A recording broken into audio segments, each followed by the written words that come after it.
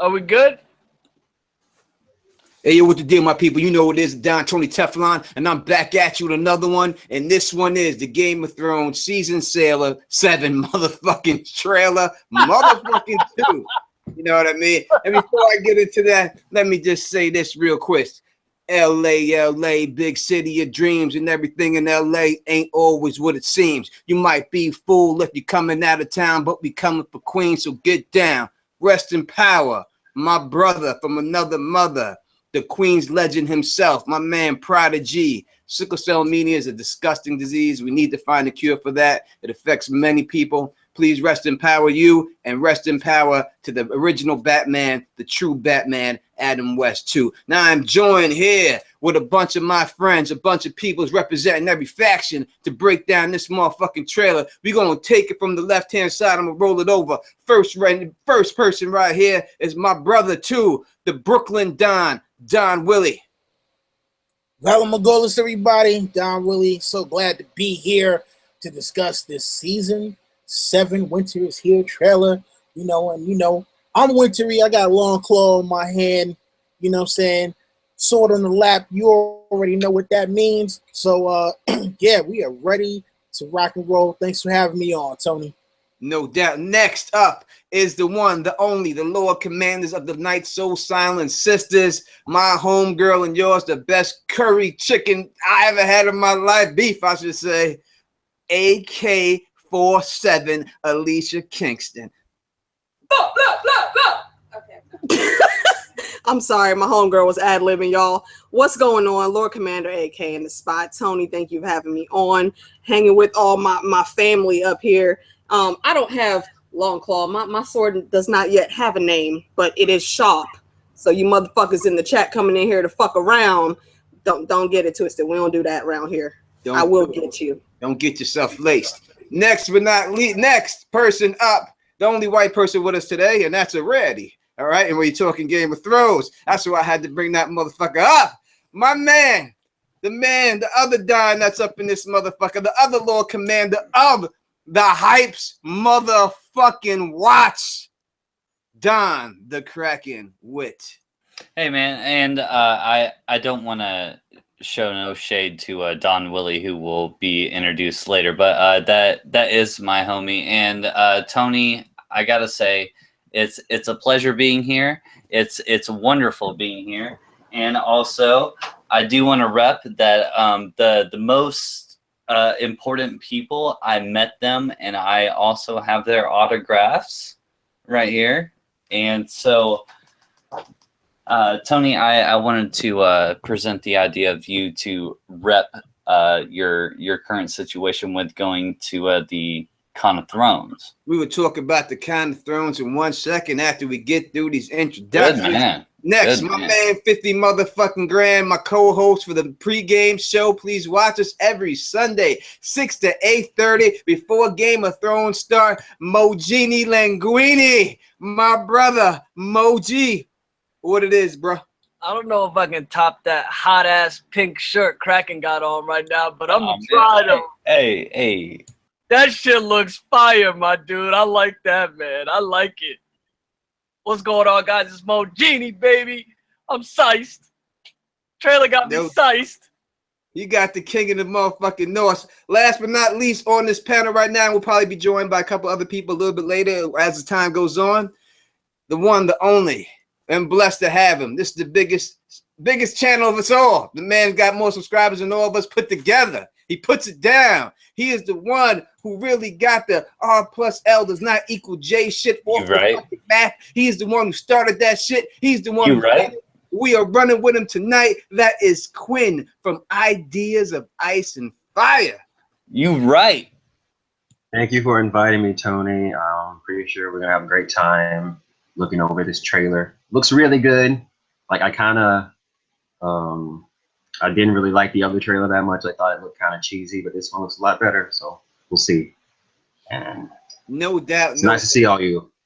No, it's so good to see all you. First off, let you know that Tony Teflon and Don, I will be at Crown of Thrones. I will be appearing on panels and stuff like that. I'm probably gonna head out to North Carolina on Tuesday, chill with my moms for a couple of days, and I'm gonna jet over from there right over to the Crown of Thrones. So please come to Crown of Thrones, see the Don Tony Teflon, see the Ross, see Smokescreen, see all of us up in that piece. We all gonna be up in there representing on the panels. Now, Anna Z's from History of Westeros, check us all out. Don't be shy. Just don't approach me from the rear. I don't get down like that. Cell block style. Don't try to pull it on me, baby. Don't pull it on me. I get nervous if you jump behind me. Just come up in front of me and say what up. So now, before we jump off from that, I'm gonna go through you all. First off, we're gonna start with Don Willi. Everyone can see we're gonna work our way down. What was your favorite part of the trailer, Don Willi? My favorite part of the trailer, Beric Dondarrion lighting the damn sword. You stole my shit, you motherfucker. Listen, you stole my shit. All right, listen, all right. That shit was literally fire. Come on, man. I mean, first off, we haven't seen Beric Dondarrion do that since his fight with the Hound back in season 3. So I mean, come on, you know, it's a nice little throwback. You know, they're north of the wall. They about to get busy, and oh man, listen, man, sorry, Kraken, but you gonna have to pick something else, bro. That was definitely a hot scene, but I'm gonna say last time we seen him do that, he got his ass kicked. Does this mean he's gonna get his ass kicked again? Listen, I don't even care. I don't care. I just know that scene was straight fire. And I mean, come on, man. If you want to talk about shit that just looks epic, like, look, there are a lot of times when you watch movies or TV shows and the trailer is the most, you know, ridiculous, out of this world shit. And then when you actually see it, when it's in sequence, it doesn't look good. Now, this is one of those things that no matter what, I don't care if the rest of the episode is garbage. That shit's still gonna be hot. No doubt about it. One of the great scenes. Alicia Kingston, so on you. What you gonna do? Come back to me. All right, down the Kraken. What we know you're gonna come back to you too. Or you got something else in mind? No, well, I wanted to piggyback off of what Don Willi said. If you pause the video, it lasts for like 2 seconds, where Jon Snow is like peering over the battle, and on his left, because Jon Snow is like staring forward, on his left you can actually see Beric Dondarrion with his flaming sword, like swinging it around, like in battle. And to me, that was like the coolest thing. Like, it's really nice to see all of these characters progress and to get to these certain, you know, scenarios kind of thing. But like seeing Beric Dondarrion, the Lightning Lord, actually wielding a flaming sword, fighting the White Walkers alongside Jon Snow. I mean, that just kind of takes. What, you think we're gonna see 2 flaming swords as Thoros and me? I mean, that's really Thoros' thing. I mean, I know we see Beric do it in the show, we see him, but last time he did it with his blood. He put the blood on the sword and the blood lit up. This time there was no blood involved at all, just lit up. And okay, so this is also something that I thought about beforehand, like talking about this video. I wanted to present the idea that the Lord of Light is real.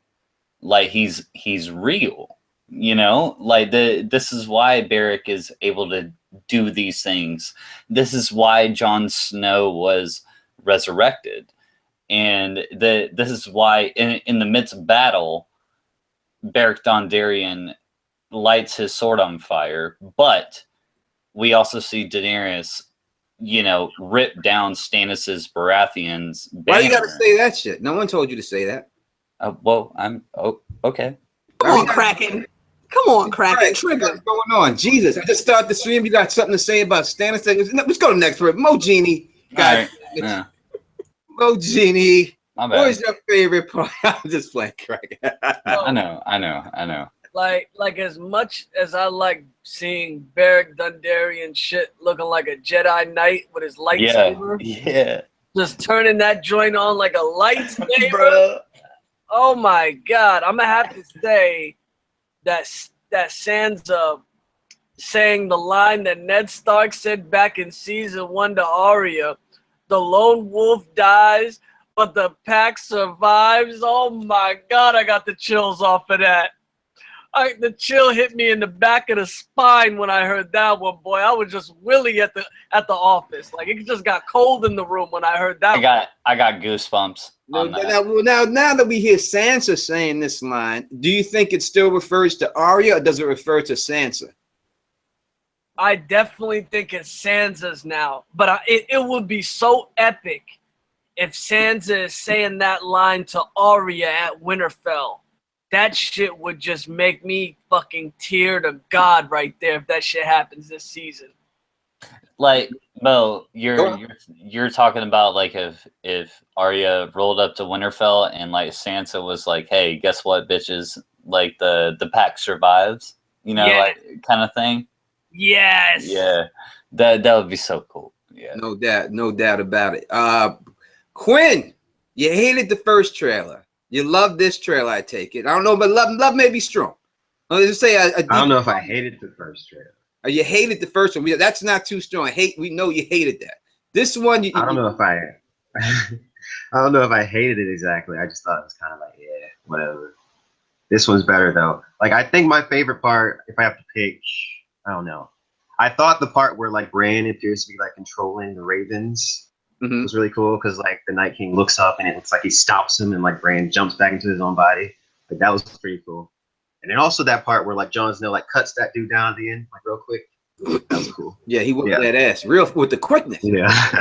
With all those motherfuckers coming at him, he's got to make short work of it. You can't go into a whole display. You can't do a whole kata.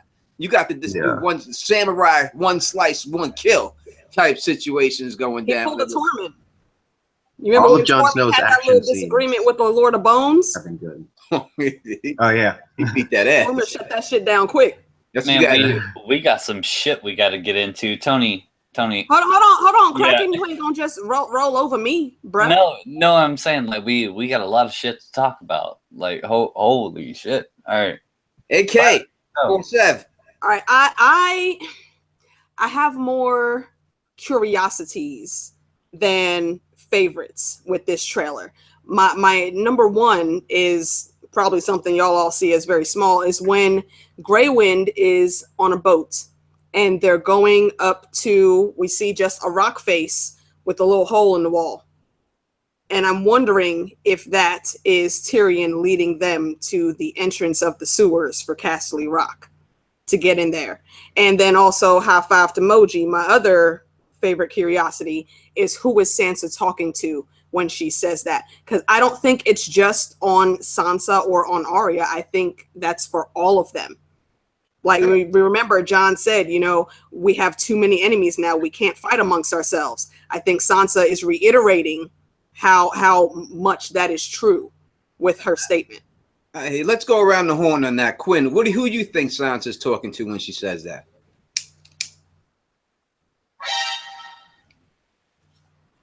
You're muted. You're muted, Quinn. You're muted, Quinn. Oh, yeah. Unmute. You're talking about the part where she says the lone wolf survives and the pack dies? Yeah. I don't know. Didn't really think about it. I mean, I guess maybe Arya. I don't know. It would make a lot of sense if it was Arya. Don Will, who do you think? It would have to either be Arya or possibly Bran. Or the only other person I could see it being is maybe Brienne, because Brienne has been following around. Maybe it's just something that's a reminder, like I'm back with my family now, and we gotta keep things tight. So could possibly be Brienne. No doubt. Moji, who you think she's talking to in that? I'm putting it at 80%. 80%, I think she's saying it to Arya, but what if she's saying it to Peter Baelish before she skins him? That was my next thought. Is Baelish before she skins him this season? But the way she's walking away from that tree is probably almost the same walk she walked away from Ramsay Bolton. So it's quite possible that something just jumped off at that tree the way she's walking up. Maybe he gets sacrificed to the weirwood tree by Arya or something like that jumps off. It's quite possible. It could be like that. Now I have to say that my favorite scene, no one has said this, so I'm happy that no one has said this. My favorite scene, without a shadow of a doubt, from the whole motherfucking trailer, is not seeing Stannis' banner. No, not that. Even though that was good to see. But the favorite scene in this whole thing, without a shadow of a doubt, is Bran in Winterfell at the Heart Tree. I'm saying he's in Winterfell in the goddamn wheelchair, and there's a mystery person standing right next to him. Now, this person's kind of bald. It could be a maester, but it could be Howland Reed. I don't know who this person is. I'm gonna guess. If I have to guess, in my video breakdown, I said a maester. I'm gonna go with Howland Reed because that's the only person I could really think of else it could be. We're gonna go around the horn with it. Who do you think that person is with Bran at that time? Dawn of Ice and Fire. I was thinking Maester Coleman. Is that the dude that's that came? Bolton's? Huh? Whatever the hell. Yeah, the Bolton's Maester. You're right. The Bolton. Yeah, I mean that's who I was thinking it might be. But at the same point, I was thinking, what if it's someone from one of Bran's visions that's kind of helping him on the journey? You know, because we have seen the whole thing with the astral projection. So I don't know if it's someone who's actually there or if it's someone who's guiding him. AK.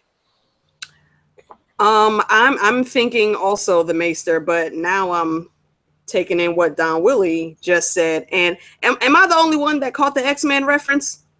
Like, we already had Jean Grey, but now Bran is Professor X with the wheelchair and shit. I've said that for a while. Okay. See, my nerd bleeds into things. But yeah, I'm thinking it's the Maester, but if it is someone that could possibly be some type of astral projection, it'd be really cool if it was Howland. No doubt. Don cracking wit. I want to look at it as black and white as I can. I think that just because Bloodraven got, struck down in the previous season, it doesn't mean that he's necessarily gone. So like I want to think that somewhere, somehow, he's still in the collective consciousness, of the weirwood, etc., and maybe that was him just talking to Bran. No doubt. The chat, I'm asking you too. Who do you think it is with Bran? Who you think it is? I'll read out the answers from the chat too. We keep working down. Mogini, Linguini. Who do you think it is with Bran? Honestly, I mean, it would just be weird for them to throw Howland in a trailer. I think that if they're gonna throw Howland in, they're not gonna surprise him on us in a trailer. I don't think it's Howland. There's some people in the chat that are saying it's possibly Brynden Rivers, a reincarnated Brynden Rivers after he got killed in the cave. He warged into something, and now he's warged into a dead body. I mean, it's possible. It's definitely possible, because I don't even know why the Bolton Maester would be with Bran either. So I don't know why he would be there with Bran. That wouldn't make any sense that they keep the Bolton Maester with him. I don't think they're doing the book storyline where Stannis catches the Bolton Maester and then basically almost executes him. We don't know if he's executed from that chapter. I think he's still alive. He just pisses on himself. But I don't think they're doing that with that. So I'm still going to go with Howland just because it's a sexy pick. I mean, we did see him in the flashback for the Tower of Joy. I don't think there's any sense of them saying. We also heard Mira bring him up. It's funny that it's not Mira. We don't see Mira with him at this particular time. So I don't know if Mira's time is up in the show. If it's over, they get through the wall and Mira disappears. That's the end of her. Who made that goddamn wheelchair? Who's got that skills? I don't know who's got these wheelchair making skills. I never seen anyone else in the wheelchair in all of Westeros. So who's got the skills? I don't know. Quinn from Ideas of Ice and Fire. What do you think? One last thing, right, on the Bolton Maester. Technically, the Bolton Maester is now the Winterfell Maester, though. He's technically a a House Winterfell maester now, though. Just technically. Because he was with the Boltons, and the Boltons took over Winterfell. That is true. That is no doubt. And the maester is loyal to the house that he serves, the location, I do believe, more than the family itself.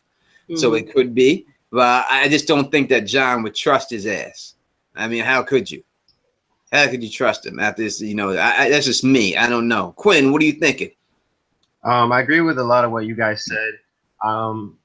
I don't know if it's necessarily the Bolton's maester, but it could be, you know, any other maester, or, you know, or because like who could design a wheelchair? Maybe the maester had some part in designing the wheelchair. He's like Bran's doctor, because he has kind of been like roaming through like the woods for like months at this point. So, you know, maybe his health has suffered, and he just has to have a maester around. Also, if it is Bran having a vision, then maybe it's Bloodraven, because, you know, if Bloodraven died beside a weirwood tree, you know, theoretically he would exist inside the consciousness of the weirwood tree. And I also thought that it could potentially be even Luwin, because Luwin died at the base of a weirwood tree. So maybe it's one of Bran's visions, and he's like talking to Luwin. You think because, you know, like a force? That's a good one, Quinn. Because, you know, like he grew up with Luwin. Luwin was his teacher, you know. Sure, and he like died at the weirwood tree. That's really that's nice. a good one. Good thought. Forgot all about Luwin. That's really nice. We got Isaiah Alexander says it's a maester. We got Charlie Galore. He says Davos. Doom Hemlock says B Rivers. Kevin Cleary says some gray rat. We got another Charlie says Sir Davos. You know, I don't. Is Davos? Yeah, he is bald like that, right? He's got that bald spot hanging back there. Yeah, he's definitely bald. I don't know, guys. I don't know why Davos would be hanging around Bran, though. You got someone that says it's an assassin. I don't know if assassin make it that far. You know what I mean? What up to the Nice King up in the chat? What up to everybody else in there? You know, so yeah, you know, it's a weird scene. It just comes out of nowhere and it's quick. You know what I mean? There's a couple of shots. There's another shot of someone that looks like they're holding a skinny ass sword like Needle. The sun is right on him. You can't see his face, and I know it's purposely done. I heard people say that they think that's the Hound, but that sword looks so goddamn skinny. I don't know how it could be the Hound. It looks more like Needle. I thought it could have been Arya, but them legs are too thick to be Arya, so I don't know who that is. We also get the scene of someone jumping from one boat to something else in the boat and shit like that when it's on fire. Now, do you think that it's the dragons that's burning down the ships? And if so, why would Dany's dragons burn down the Greyjoy fleet with them? Or do you think it's possible that Euron has some type of flame-throwing projectile that's actually doing that? We've seen that in the Battle of Fire with the boats, that they had flaming projectiles being thrown over in Marine. Do you think that's what Euron is? Euron doing that? Is he the one burning these people down? We'll go with AK with that first. Yeah, I think it's more likely that Euron has some mechanism that's doing that. Because if the dragons are there, that means Dany's there. And we didn't see Dany in any of those clips. Yeah, and there's a lot of fire there. Quinn, what do you think? Still muted. Sure, it could be Euron, or maybe it could be Cersei. Because I'm pretty sure at this point that she's like totally gone nuts with the fire obsession, because she's like totally obsessed with fire in the books. And then like last season, you know, she does wildfire, and she has access to wildfire. She knows where to get it. She knows how to make it. So I don't know. I kind of associate Cersei with fire at this point. That is true. It could be. No doubt. I don't think it's Dany. Mo Genie? It would be my dream. Like if some weird shit happened where D&D put fucking Makoro on Euron's boat, and it was your fucking Makoro, Euron, the freaking Greyjoy fleet, and they're burning some shit, and I think that's Yara jumping from boat to boat. It looks like Yara because Euron could have the Greyjoy fleet too. He's got the Kraken banner too. You know what I mean? So it could be his boats. Yeah, I think it's Yara too. The ass got a little bubble to it. You know what I mean? She's the only one who's really rolling like that in the show. The ass definitely got some bubble to it. You can see it. You can see it with a jump. You know what I mean? You see it right there. You know what I mean? So she's the only one rolling like that in the show from what I've seen and stuff like that. So I'm thinking it's Yara too. Don Willi, what are you thinking?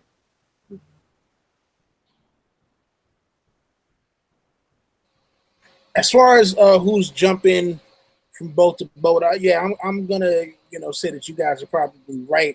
It's probably Yara trying to escape from Euron's assault.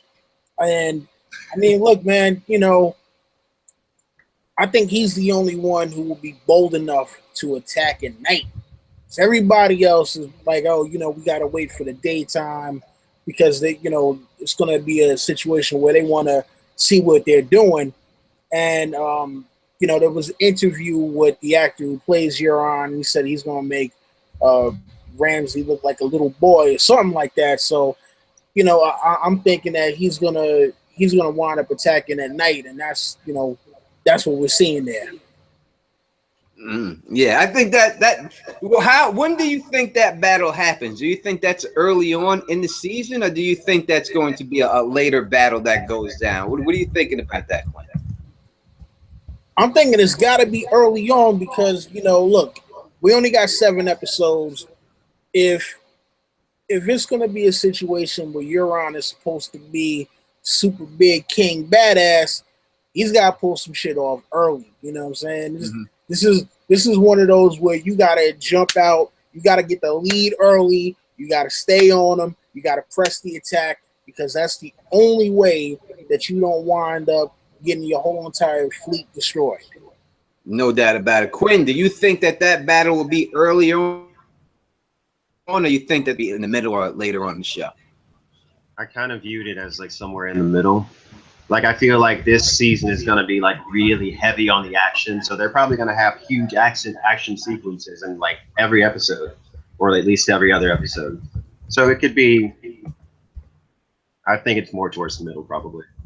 All right, like episode 3 or 4. All right, Alicia, what you thinking? I think that's going to happen pretty early on because we only have 8 episodes this season. We can't just do a whole bunch of random filler talking stuff. We got to get the ball rolling, hit it right out the gate. No doubt. What about you, Mo G? Last year I counted about 3 filler episodes, maybe 4. This season, they can only have 1 filler episode. The rest got to be bing, bing, pow. It's got to be hot off the presses. It's got to be hot off the bakery. Can't be no playing around this season. It's just every fucking Sunday, it's got to be going. They can't have filler this season. They don't have time for it. Nah, if you put some motherfucking filler, listen, let me tell you straight up, man. We don't need no fluffer for this one. We going into this shit rock hard already, all right? So we don't need that shit. If you trying to fluff us with some of that shit, you've done fucked up. You're gonna get the bad reviews from everyone. We all gonna get on that ass. You know what I mean? So I think they know better. I think they're gonna take they took their time with this one. That that they're saying that the next season is gonna be a year delayed, so they can take their time with that. I think they understand how this is gonna go out, and I also think that they're trying to give George R. R. Martin a little time to get Winds of Winter out and stuff like that before they actually spoil A Dream of Spring. So I think that's how it's gonna go. I have to think that battle has to jump off early because I think that not maybe episode 2 around there because I think Danny and them got to make it to Dragonstone. I don't know what would be the big thing to happen in episode 1 if it's not that battle. What else could they show that would be? I mean, we may get a battle almost every episode, 7 episodes, but what else would they show to make episode 1 spectacular? If they don't show that battle, what else is there? We know Danny's going to Dragonstone. We know we got the politics in the north with Jon Snow. We know we got Cersei down there in King's Landing. Unless they're gonna do Cersei in King's Landing, go after High Garden or something like that. I don't know. So either that's in episode 1 or early episode 2, because I think Euron's got to get to King's Landing. As we see in the trailer, we see Euron heading to King's Landing. We see people celebrating and stuff. So I think that's probably after the battle. So I think that Euron has to make it to King's Landing first. He has to link up with Cersei, tell her what he's going to do, go out there, smash that fleet, and then come back to that cheering parade with everyone clapping for him and stuff. And I think a lot of people thought that, the people would hate Cersei and stuff like that. But in all honesty, there's no way to blame Cersei for what happened to Seth the Baelor. As you can see when she was watching it, she was fucking across the town. How are you going to blame that on her? Everyone else who knew anything is dead. Dead. They all died. So it's just a big accident from the gods. And then that's the bottom line. You know what I mean? So you really can't hate on Cersei. At least they're not going to be able to hate on Cersei for that at all. You know what I mean? All right. Do we see the mount? I'm getting stuff confused now because I watched a lot of different things and stuff like that. Wait, do we see that the mountain draw his sword, or that was the other picture? Nah, we didn't see the mountain in this trailer. No, that's the other trailer where he drew his sword out. Then I seen something with the mountain pulling the sword out and some other thing. I don't know if it was a picture or what. Oh, I know what it was. It was the Spain trailer. There was another thing that was released in Spain, and a different trailer of shots of stuff that happened in Spain. And you see the mountain draw his sword in that one. That's what I'm thinking of. So we got those. That was the day before yesterday. So it was back to back with that situation that was going on. So we go from that situation, trying to think of the trailer. We go from there. We hear Littlefinger talking this shit. Does anyone here, I'm going to ask you like this. Does anyone here think Littlefinger does not die this season? This has to be his last season. I'm so sure. I'll see how he'll survive. I'm pretty sure he's going down. There's no point in Littlefinger at this point. Like, God damn it, people. What the hell is wrong with you? What is he wrong? Is he going to enter King? No. I will not enter allow Mockingbird for life. Hashtag Mockingbird for life. That's right. Mockingbird for King, goddammit. Yeah. Hashtag fuck Baelish. Hey. I'm just saying. I'm just saying. You watch. He's an evil son of a bitch. Hey, I got a sword too, and daggers to boot. You ain't scaring me. I got stars and nunchucks. What up? Bring them. Lord Commander ain't never scared. Hey, you already know what it is. Listen, you gonna watch your mouth talking about Bailey right there, right? Fuck him. Hey, God damn it. Yeah, you know, Littlefinger, I think his time is up. I do too. I mean, I would like to see him stick around longer. Now, I don't think that his death here is going to be the same as it is in the books. Not just because my theory would be fucked up if it did. It has nothing to do with the people. Nothing at all. Nothing at all. Believe me. I'm just saying that I really don't think it's going to go down. I think they got to give the kill to Arya this season, because what else is she going to do with a faceless man training? The most thing we've seen her getting trained for was every time she told a lie, she kept getting smacked. So I think they have to use that ability of her to uncover or know when someone's lying to her advantage. Now, we did see a scene of Arya. Does anyone think that Arya makes it back to Winterfell this season? I think she does. Everyone is agreed that we thinking Arya is making it back to Winterfell this season. Yeah. How about is she going to free her uncle Edmure? Does anyone think she's going to free Edmure? Let's start with Quinn right here. Quinn, do you think that Arya will free Edmure Tully before she makes it back to Winterfell? I mean, probably. I guess so. I don't know. Like, I feel like Edmure Tully is just so lame in the show and in the book too. I don't know. I don't care about him, but I think probably. I hear you. I don't like him either. What about you, Mo? Do I think he's gonna show up this season? Do you think that Arya is gonna free him? I feel like they're just gonna cut straight to Arya leaving the Riverlands and going straight to Winterfell. I think they just completely skip over Edmure. No one cares. Him being in the basement and all that. No doubt. Down the Kraken Whip. All right, so wouldn't she have to backtrack a little bit to accomplish this? Like she was at the Twins with Frey's. He's in the Twins. He's in the basement of the Twins. Right, but she'd have to go back to River Run and then back up north. Well, let's say he's being held captive in the Twins, right? So she could just go from where she was at right to the basement, free him.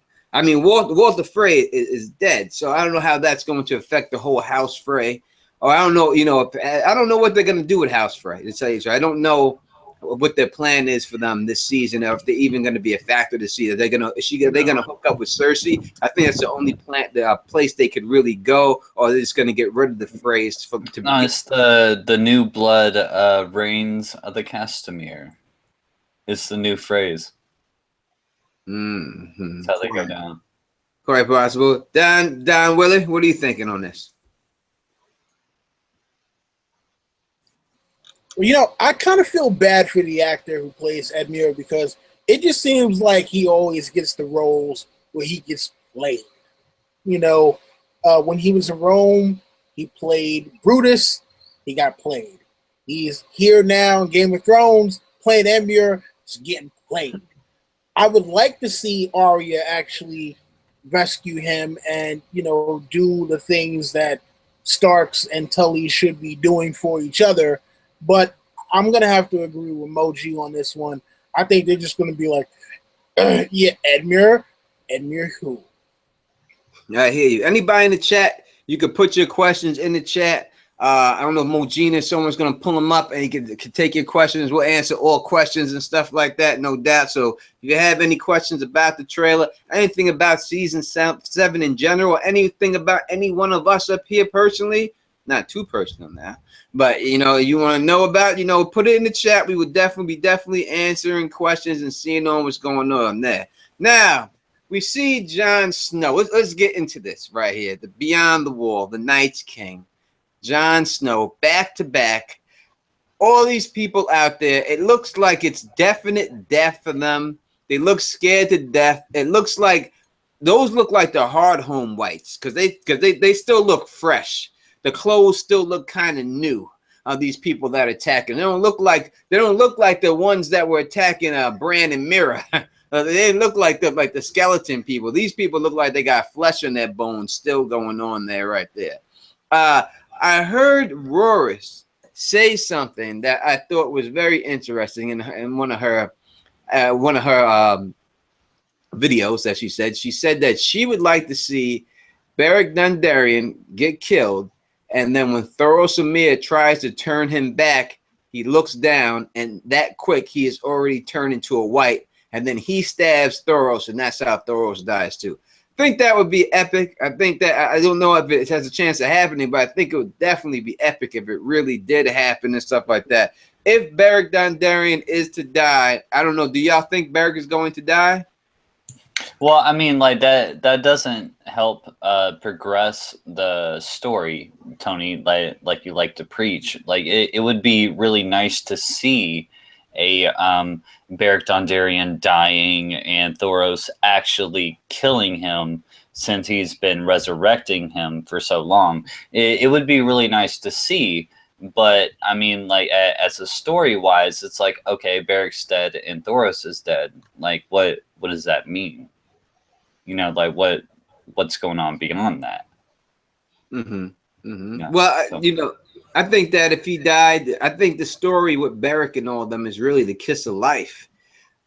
So I don't know if they're gonna pull the kiss of life off this season. Maybe they will do some type of kiss of life situation, but I really think that that's the Lady Stoneheart, that's the Beric, that's their story, that the show that you could transfer one life force into another person's body.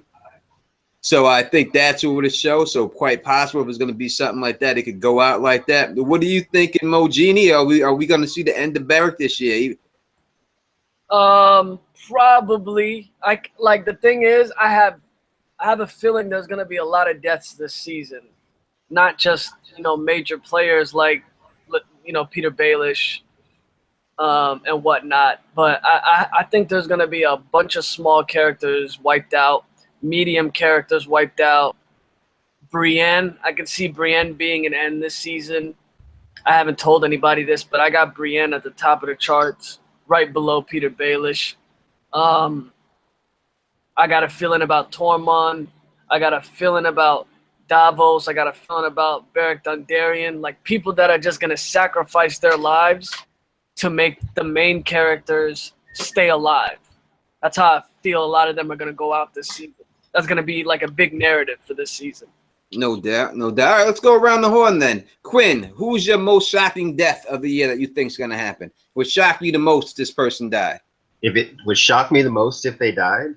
Shock you the most if this person died? I mean, Jon Snow, of course we know. I'm saying that's the obvious one. Yeah. Like someone that I feel like they could do this, but I know they won't. But it would be like it would shock a bunch of people if they did, if they killed off Daenerys. I mean, it would be so like out of left field. People would shit their fucking pants. Like it would be nuts. But yeah, so Daenerys, and I also agree with Mo. I think they're gonna cut a lot of secondary characters this season. Like for one reason, they want to make the last season as amazing as they can, and by cutting the secondary characters, they can put that budget, in other places. They can put that money in other places. And yeah, so yeah, I'd say like Daenerys. Don Willi, who's your most shocking death? Who do you think the shocking death will be this year? Okay, so who I think will be the most shocking death versus what I think would be the most shocking death. All right, so who I think will be the most shocking death, Melisandre. What I think would be the most shocking if they actually did this, but I doubt it's going to happen, Bran. All right. That would definitely stop it if Bran died. I don't think anyone would see that coming. Well, AK, what are you thinking? Well, Quinn stole my answer, so I will have to choose again. I'm gonna go with Davos because Davos has been like the voice of reason throughout most of his whole storyline. What'd you say, Quinn? No, I was just making a stupid joke. No, he said kill the voice of reason. Well, see, and that's why Davos is the next one that I think would be most shocking. Witt, what up? What do you think is the most shocking death, man? For me personally, I said about 3 years ago, I think if Arya goes down, then I quit. I quit. Like all of this that we talk about, like I quit. That would be the most shocking for me. But probably one of the most anticipated moments. It would either be Jon or possibly Tyrion and Gendry. Seeing all them guys together with all them leaked pictures, maybe, possibly. I agree. It would be shocking. I think that the most saddest death for me is shocking death if someone's going to die. If I had to pick one person, I would definitely have to say Lady Mormont. I think if she died, I think everybody would just start to cry. I think it would be a wrap, especially if some White Walkers or some sneaky person snuck up behind her and stabbed her little ass. I think people would go crazy if she died. I don't know if I could watch the rest of the episode if she died. No more little girls dying. Damn it. Can I say something? No more little girls or dire wolves need to die. It's very disheartening. Yeah. Can I say something in response to Kraken real quick? Go ahead. Like, Arya. Like, in the show, I kind of hate Arya at this point. I don't know if it's because they completely ruined her storyline, but, like, I don't even like her anymore. Like, I feel like if she died, I wouldn't even, like, care. I'd just be like, whatever. I haven't been enjoying her storyline for, like, the past, like, 2 or 3 seasons. Like, I don't care. I'm, like, not invested anymore. Well, Quinn, I'm still invested in this, book purist kind of atmosphere for myself, and it's really nice to see a visual representation of Arya, but it really would break my heart either way. It's weird now because Maisie's so much older now, and I still like picture Arya in the books as like 9, little, and like she's like an adult now. But yeah, it's weird. Well, I'm gonna say that this season, I feel like not shocking death. I believe that would be like Theon. Everybody's been waiting for Theon to die for like 3 seasons now. He had He's still alive, motherfuckers. He's still alive. Yeah. So that's not gonna be shocking. If I feel like if Theon dies this season, that shit will not be shocking. Nobody will bat an eye. Like people are still reeling from Hodor dying last season. Theon will Oh my god. flip. Oh, it's still too soon. I tell you straight up, if Theon died, I would cheer. I would be happy. I can't wait for him to fucking die. I would stand that dickless motherfucker. I can't stand him. I wish Ramsay would have fed him his own dick. I really do. I wish he should have made him eat it. And so I don't think it would have been much of a meal, but he should have made him eat it regardless. You know what I mean? I'm some sort of savage. Hey, you know what? But my house still has more members in my house than your house, so it's okay. Who the fuck are you talking about? I fuck them Greyjoys. Listen. Like Man. Tony, like I feel like people will be really shocked if this character dies, but they won't be shocked until it actually happens. No, I feel like people will be really sad if Jaime Lannister dies, but they don't know it yet. I They're wouldn't. not going to be sad until they actually see him die on screen. That's when they're actually going to be sad if it happens, as if Jaime dies. Yeah, but like we're already going through the motions, you know, of like Jaime possibly redeeming himself. You know, like we've read the passages of him trying to do the right thing, you know, but can he ever really redeem himself? fuck Jaime Lannister. One good You deed know, does not and- outweigh the bad. right. Mostly Like the true we saw thing. Jaime do all this fuck shit. What good has he done? In the books, he's trying to redeem himself, and now in the How? trailer, How? Wait. How is he trying to redeem himself? like when Cersei wrote him and he didn't respond. When That's just- Because he didn't write a letter? Because that's what I'm saying. The guy, That's just because no, we're like curious. he pushed the kid out the window. He doesn't send a letter back, so now he's redeeming himself. Jaime's arc is quote unquote on low key supposed to be like a bad guy that through time he's supposed to turn into a good guy, which in everybody's opinion in this room he hasn't done yet. Okay, that's fine. Wait, can I interject real quick? Go ahead. Did say Brienne from the bear. Yeah, and like that's Whoa, wait a second. all right. Wait listen, a second. hang on. No, wait, I know you don't agree. Wait. I'm gonna let you go in 1 second. 1 second. He did not say Brienne from the fucking bear. He jumped in the bear pit. They shot crossbows down. He said, "Hurry up, girl, get up there. Hurry up, go." He distracted it. He didn't save her. Okay, listen, man. I'm not giving him the credit for that. He didn't go head up with the bear. He wasn't tussling with the bear, wrestling the bear while she got away. He just Hold on. He's the reason she's alive. I'm not a Jaime fan. I'm just saying if you're going to make that case that Jaime is turning into a good guy, if this was book 1 or season 1 Jaime Lannister and Brienne gets thrown into that bear pit, Brienne is a dead motherfucker. She's done. Yeah. That's all I'm saying. You see how polarizing? Like, do you guys see how polarizing this conversation is? That's how serious it is if Jaime dies. People don't realize how big of a death Jaime's done. Right. Yeah. Like if all of a sudden Jaime dies and we don't have that kind of middle person, You want that middle person, like things are gonna go to literally chaos. Like Mo, I'm on the same page you are. Like Jaime carries more weight than what people think.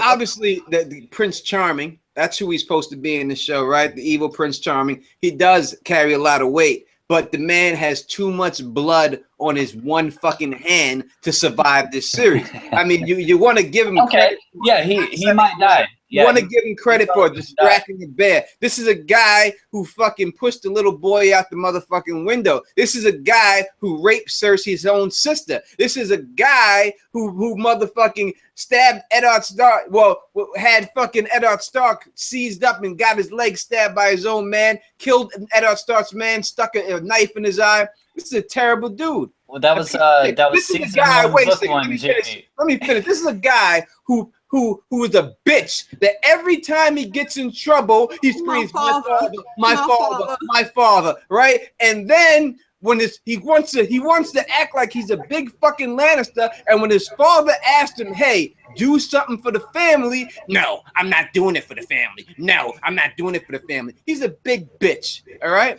Hide behind his father's fucking name his whole fucking life.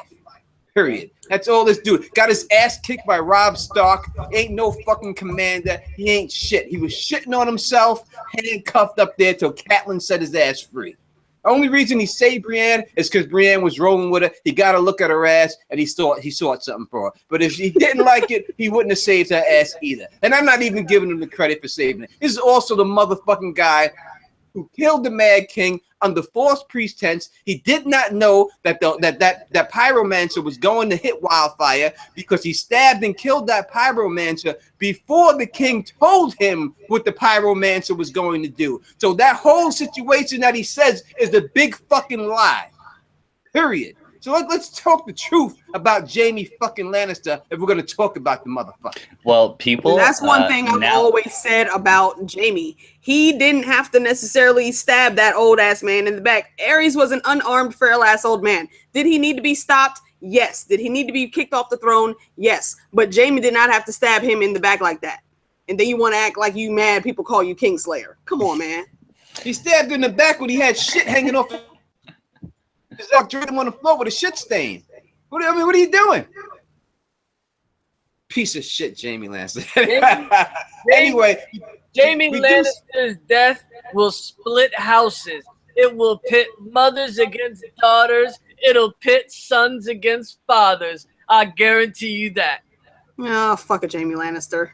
Now we do see a clip of Jaime Lannister inside of this motherfucker, and at the end, it looks like he has a rod, a staff, or whatever you want to call a pole, with a jousting pole, and he fucking is charging with it. I think at that point right there, Jaime Lannister's whole army is defeated. I think he's doing a last charge at the dragon with the pole at that particular time.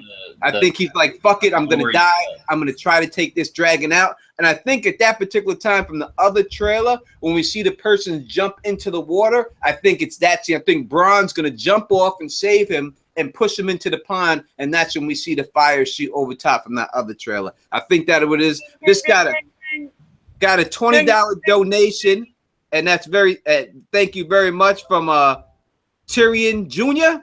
Landstark. Thank you for the $20 right there. We will take that $20 to the camp Connor throws and get the Roars drunk with it. Roars has so much money to get drunk with already. Listen, everyone's trying to get to Roars drunk. You know, listen. You guys are gonna be fucking lit. You know what it is. Everyone's trying to get it drunk, guys. I understand. It's just a chick who's a family is they're exhibitionists kind of. They're like free. They're open. You know, they like to do sunbathing and stuff like that. So let's keep drinking. Just one pool party. That's all I want to go to. Oh yeah, I'm not shy. Pool party. Let's do it. I'm not shy. I got nothing to hide. I'll walk around like that in my birthday suit all goddamn day. I got nothing to hide. I'm good with it. Let's get it popping. But not with no dudes. That's not for me. Y'all can do it down the crack and whip, baby. We all walking around. Everyone's doing it together, then that's it. But we got to have some women. Like I know some dudes who were playing Naked Twister while the girls watch, and only the dudes are on the Twister board. I have to have girls on the Twister board. That's not right. Yeah, that's right. If nothing wrong with it, that's right. I'll spin the wheel for them dudes if they want to do that thing. That's cool. You can do what you gotta do. But me, I'm talking about me. I gotta have some titties on there with me. That's all. Ain't nothing wrong with that. I'm sure Alicia agrees with me. I like titties. Ain't nothing wrong with that. We got a bunch of questions in Let's go. Yeah, let's get a couple of them knocked out. Mojini, knock them out for us, please.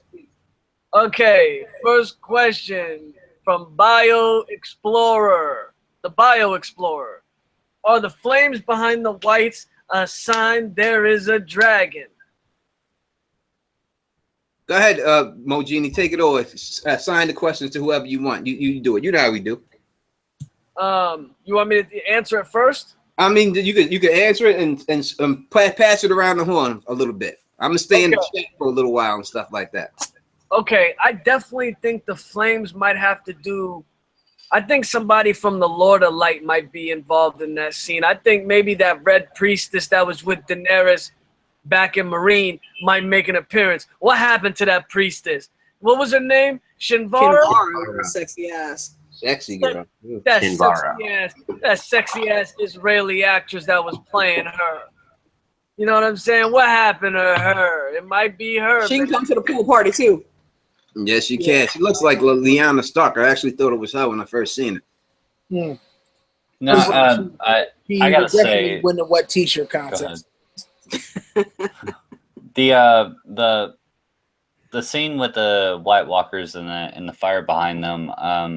I think it's Beric and the Brotherhood without banners. Like there's a certain section that if you pause it, it's Jon Snow staring over like a battlefield, and Beric is behind him, like with his flaming sword. So I can only assume that the Lord of Light is actually, doing something during this fight. And I'm still sticking to my guns. The Lord of Light in the Game of Thrones series on HBO, it's a very real deal. That guy is real. No doubt. Woo! No doubt. Swing it around. AK, what you thinking on that? I'm not sure. I like the idea of it being Beric and the Brotherhood without banners. So I'll give a high five for that one. It could possibly be a dragon, but that would mean I think it would be near the end of the fight, because I don't think the dragons are going anywhere without Dany say so. And I don't think Dany's going to go with them initially to see what's going on. Quinn, what you thinking, brother? The fire, I mean, it could just be fire. I mean, Jon Snow at this point understands that fire kills whites effectively. So, I mean, fire creates more fire, and then there's a lot of fire. I don't know. No doubt. Willie? Okay, now here's the thing. All right, so are we talking about that small clip when Jon cuts down whoever it is that he cuts down? And no, it's before that. Before that.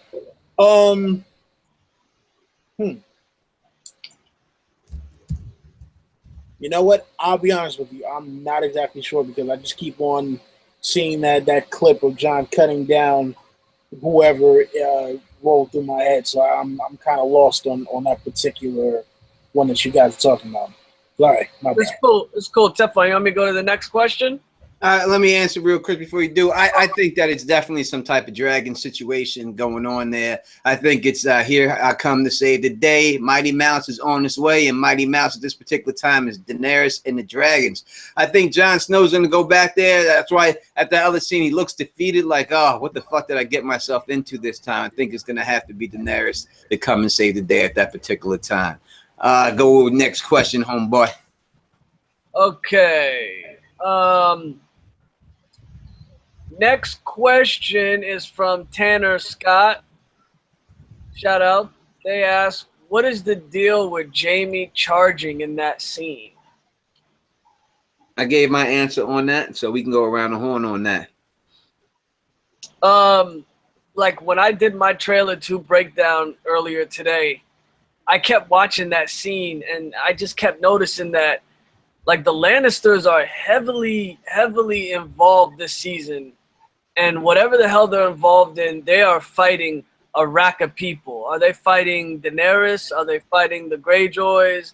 Are they fighting, I mean, who the hell knows? Are they fighting the freaking Dothraki horde?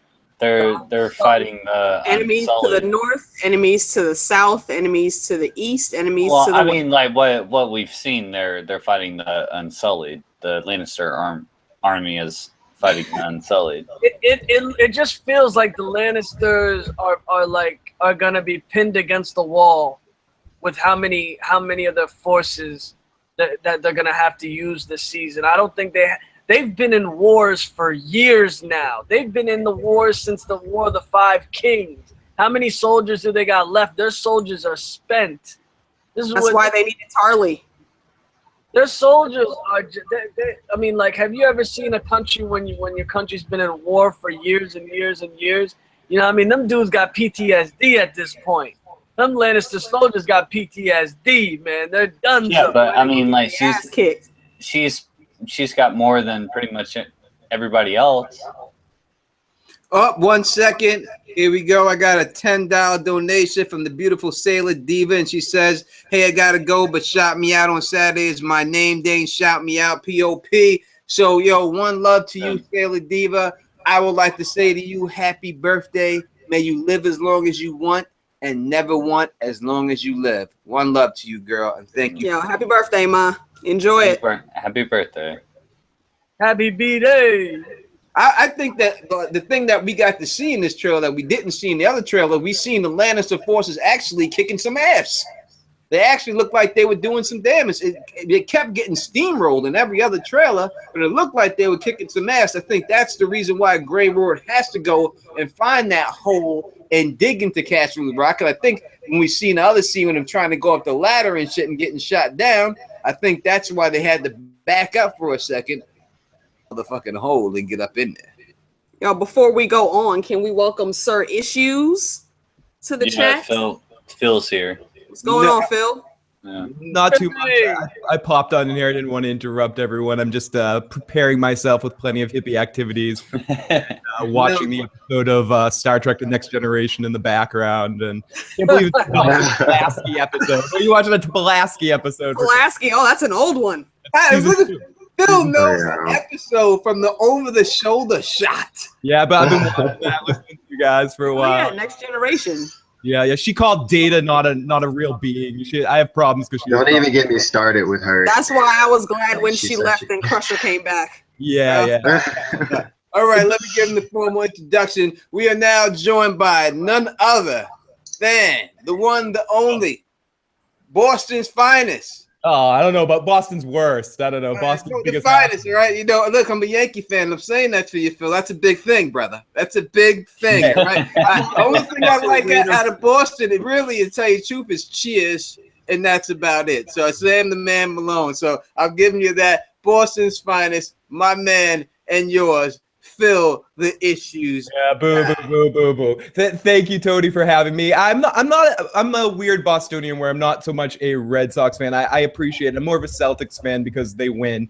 And I mean, the Red Sox did win a few times, but the Celtics are the best. So I'm more of a Celtics fan. And I'm a Raider fan, so I think Tom Brady's a cheat. So whatever. I think the Tuck rule sucks, But no, I appreciate you having me here. I just woke up from the drinking coma from my stream earlier, from getting too drunk watching the stream before, so I'm ready to drink again. It's good to be here with all of you guys. Some of you I've talked to in the past, some of you I haven't, so it's good to be here. And yeah, good. Ignore me. I'll just be the hippie sitting in the background. Well, perfect. Now down to Crackenwood doesn't feel alone. So besides that, I know, right? Yeah, I was like, "There's another one." Now you know how I feel. And Don Willi feels every other goddamn. Damn. Right? All right. But besides that, we have access to Phil the Issues Guy's magic wheel. So anybody who does a donation, Phil is gonna spin that wheel if he would, please, and I will put it on me to do whatever that thing says on that wheel. Oh no, you don't want to watch Fear the Walking Dead, Tony. One of those things.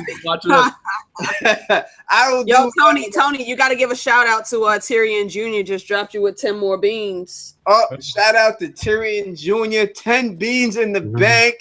We're gonna put that. We'll put the 10 beans on Val because she's smaller. We'll get her drunk.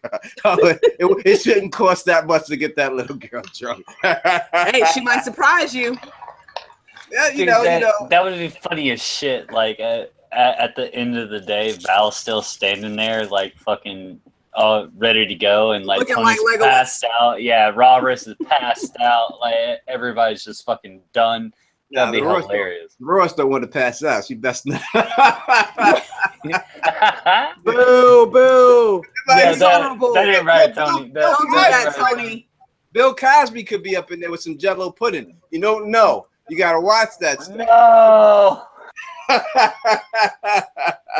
Have a Coke and a smile and shut the fuck up, Jell-O pudding. Shame. Shame. Phil the issues guy. Let me ask you this question I asked everybody else. What was your favorite part of that whole trailer? Okay, for me, really, and maybe I'm gonna get booed here. It was seeing Jamie getting all pissed off, charging, doing something, not giving a shit about anything, charging a dragon or charging a field of Dothraki, whatever was going on in that situation. Getting to see him intense and believing and strongly putting himself at risk in that situation. That was one of my favorite parts of the trailer. Sort of a not one of the obvious points, but I'm an unapologetic Jamie Lannister from the television show fan. So boo this man. Yes, But boo to you. Yes, boo to you. Boo. another guy who loves Jamie Lannister like me. He helped Bran out by pushing him out that window. He did him a favor, and so no. See, now I see it. I see that Timo was on Phil's channel first before she discovered all of us, and now I see the connection. This is Jamie Lannister shit. Yeah, it's our first love. It's the mutual Jamie Lannister. Timo. Yo, King McKay, what's up, homie? Timo. Oh, King McKay, lots of love to King McKay. What up to King McKay? We got $5 in there, and they said spin that bit. So Phil, if you will, please give that wheel a spin when you get a chance, and we'll take that up for the $5. And that's it. You see, Phil, he's got that, you know, he's got that big wheel going down there. He's got that little Bob Barker in him right there. Well, hopefully he doesn't win on Fear the Walking Dead. No, he didn't. Tony, you have to take a shot. Here we go. We're gonna take a shot. We're gonna do the cognac, or we gonna do the Hennessy Pure White? We take the Pure White. Yeah, the Pure White. We're gonna go to the chat right here. What do you want to see? No, fuck the chat, Tony. Take the Henny Pure White, Tony. No, Kraken. One does not say fuck the chat. No. Like I'm saying, he needs to take the Pure White. He needs to go the Hennessy. We're gonna take it from the person who put the money up. What would you like to see Tony Teflon Don drink? The Hennessy Pure White, or you want to see me drink the apple cognac right here? What is it? Everyone is saying, "Oh my God, Henny." That's what it is. We're gonna do the Henny Pure White then. That's what it goes. We gonna go with it then. Yep. You can't get this shit in the United States as Henny Pure White and shit like that. But we gonna put that in there, and we gonna take this down and shit like that for y'all. For the 5 beans, Phil the issue guy. Saloon to everybody. The chat is going wild right now. Got almost 200 people in there getting Yes, sir. Phil the issues guy, thank you very much for participating with that and helping a brother out and putting me a shot of goddamn Pure White Henny down my throat. What up to King McKay? What up to Broke Black Man? What up to my man Big E? What up to Lord Don Snow? What up to Bernie Roosevelt? What up to what's that? Coyote. Coyote? I believe that's how it's pronounced. Coyote. Coyote, yes. There you go, Phil. Quixote, what up to you? What up to Nat Stacks? What up to Timo 30? What up to my boy JD the Dragon? Tyrion Jr. Landstock. We're gonna have to spin the wheel again. Oh, sorry. I come in here and I just turn into Vanna White. Here we go. No spin, no whammies, no whammies. Wow. No whammies. No whammies. No whammies. I really hope Tony's got to take another shot. It's Tony. You have to make up a song or a freestyle about the donator. Who's the donator? Tyrion Jr. Landstark. Tyrion Jr. Landstar. Tyrion Jr. Landstar. Flow it, Tony. All right. Now he's regretting inviting me. It's like, why did I invite this asshole at his wheel? Here we go. I roll with straight bosses, Tims and Air Forces, 28 Noah KOs and no losses. Chill with my men, Tyrion Landstar. You see us, we chilling in the B after dark, and we stick you up, hit you up every time. I do this how rhyme when I'm coming from the time I'm Teflon Don. I got it going on, and that's the way I'm done with this fucking song. Next one up. We are done with that, but thank you real quick. I appreciate that. You know what I mean? That's how we get it popping up in this piece. Yeah, you know what I mean? Rest in peace to my man Prodigy. Straight up. Mo Genie, next question. Okay, we got a question here. Oh, wait a second. 1 second before we do the question. I want to give a shout out to my man Snutzel 731. This is my boy from way back when I first started my channel. I have not seen him in a long time. We had a little tuss for a second, but it's all love. I missed that dude. Obviously, you see, I seen his name and I said it straight up. You know what I mean? Happy to see you here, homie. Hit me up when this is all over in the inbox. Let's talk, you know what I mean, and get that all straightened out. But love to see you here. Glad that you up in here. Mo Genie, please hit that for me. Okay, we got a question here from my man in the chat, Decipher. He asks, will Arya kill Cersei dressed as the Valancourt? Who's the Valancourt you'd be dressed as?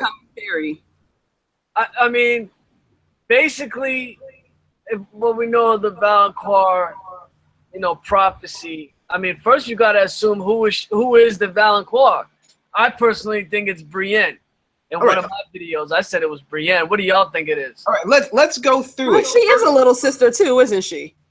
Forgot about that. Let's go through the Valancourt, and then we'll answer that question first. So Mo thinks it's Brienne. Phil, the issues guy, newest guy with us. Who do you think the Valancourt is that's going to kill Cersei Lannister from the prophecy?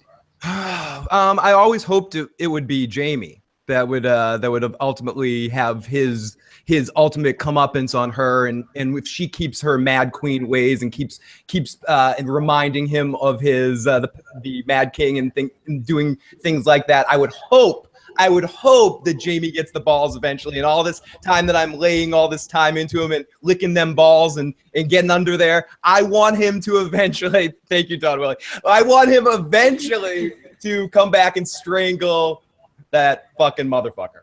So that's what I hope. That's my hope. All right.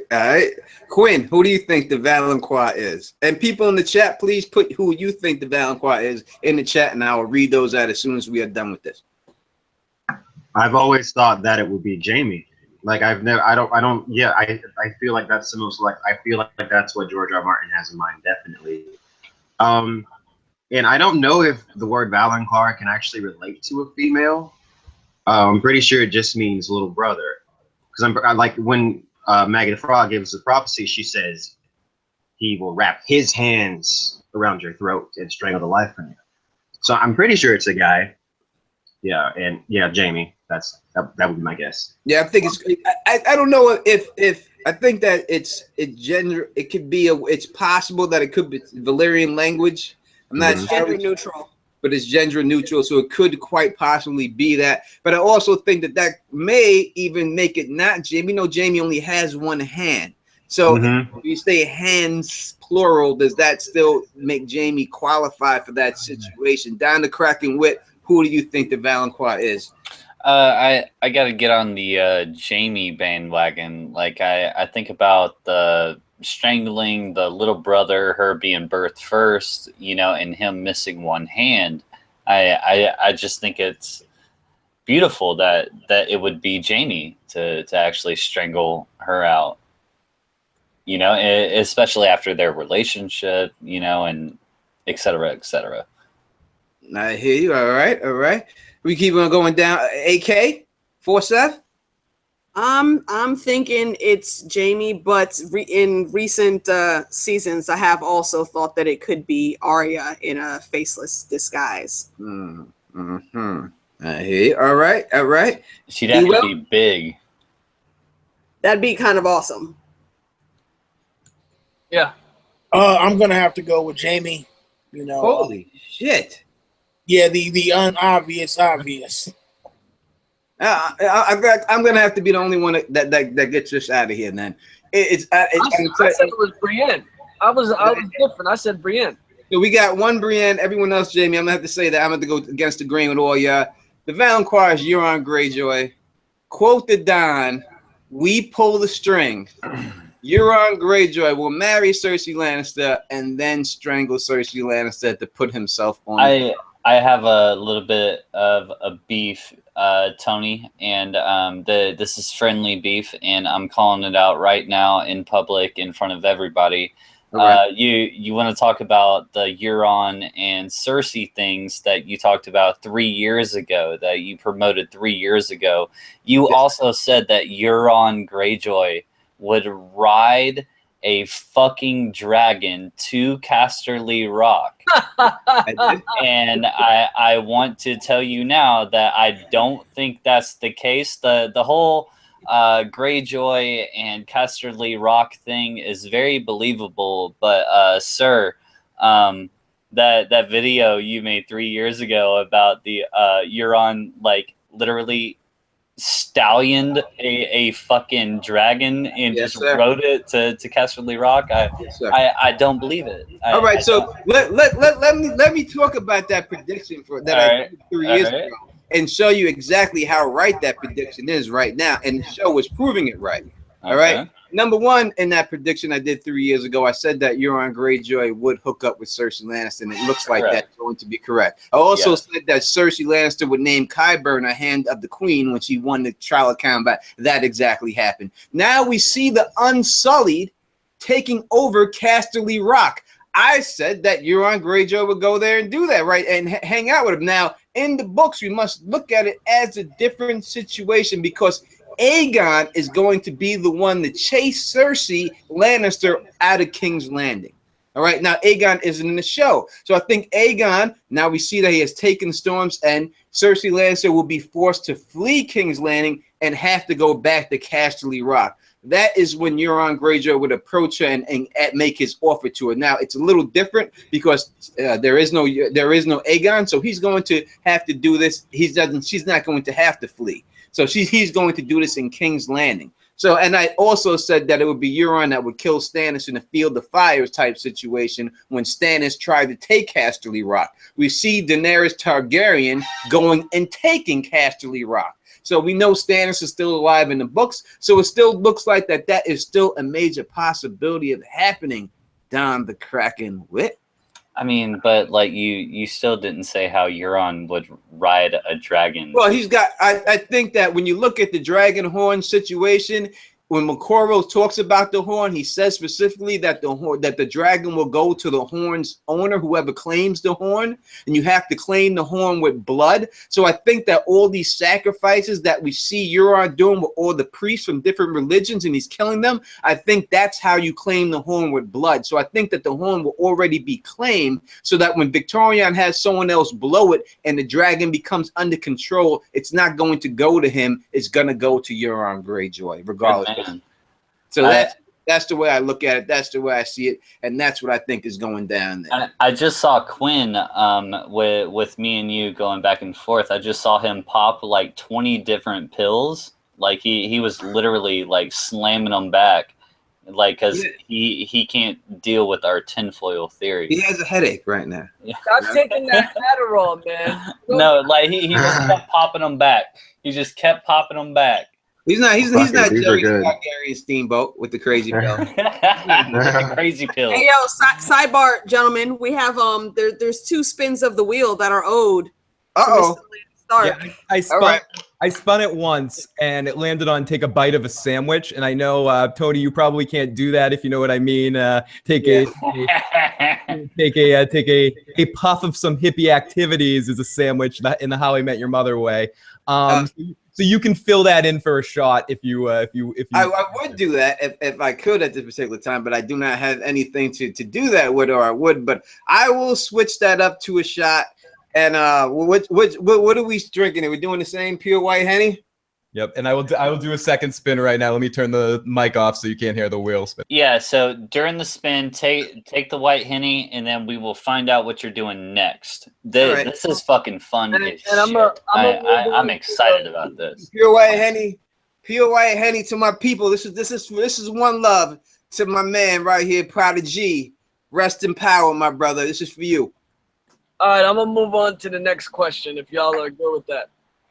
Yes, sir. Okay, Steiner Christensen asks, do you think Varys will find out about Qyburn's usage of his little birds? And do you think Varys will get revenge? We've got a lot of Qyburn questions in the chat right now. All right, that's all good. Let's start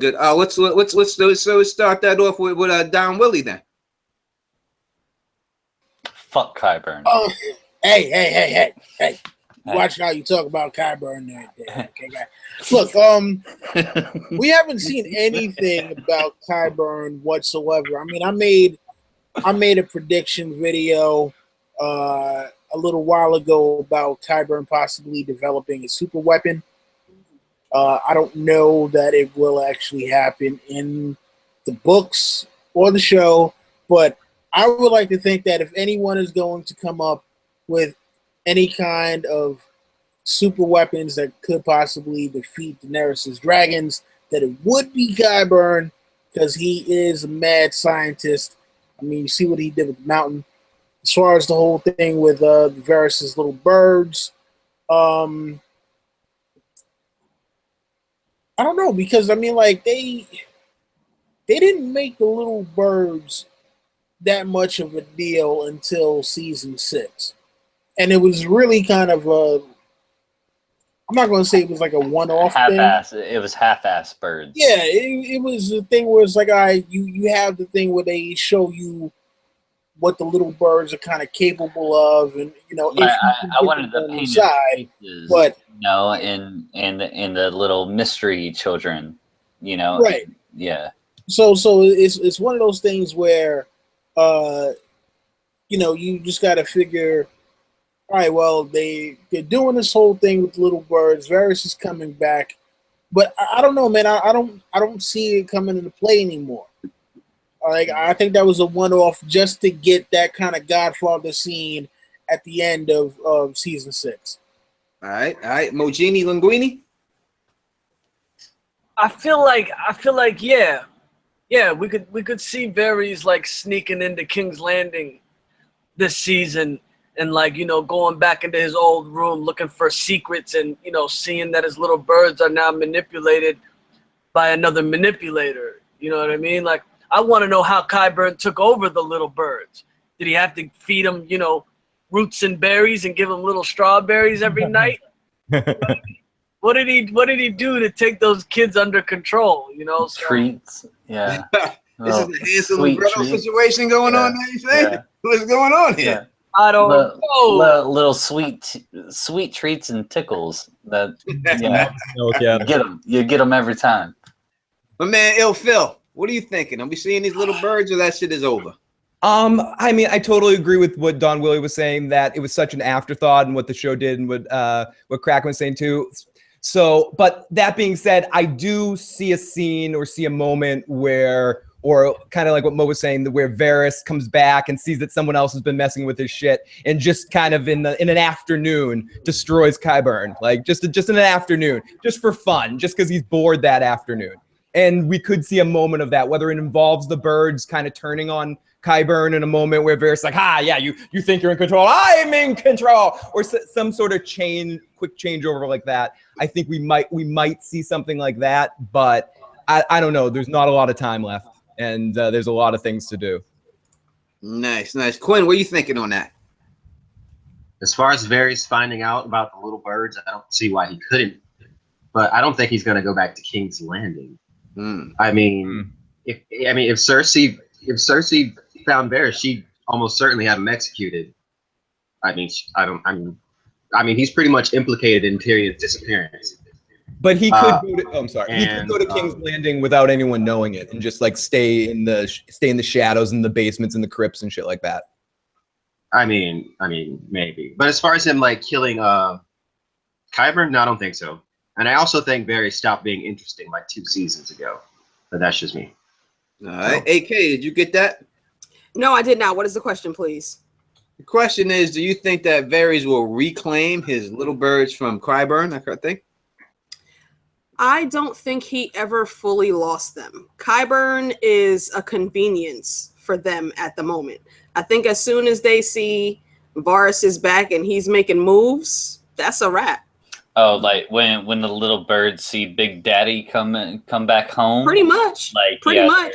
I mean, they needed to eat. They need to get their little snacks or candies, whatever the hell he was passing out in that one scene. That was it. No, yeah, he was giving out treats. Varys is giving out meals. I have a theory. Yeah. I have a theory. Here we go. Tony, tell me.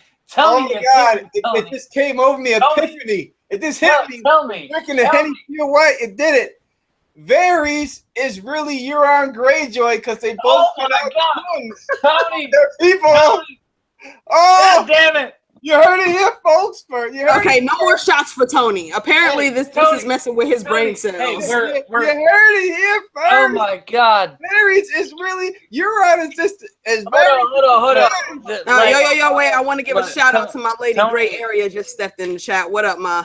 What up, great? Yeah, Tony started investigating that website that I've been looking at for the past couple days, and now he's going wild on these. Oh my God, it all makes sense to me now. Yeah, I know, right? Like Euron doesn't have a dick. He's really Varys. Yeah.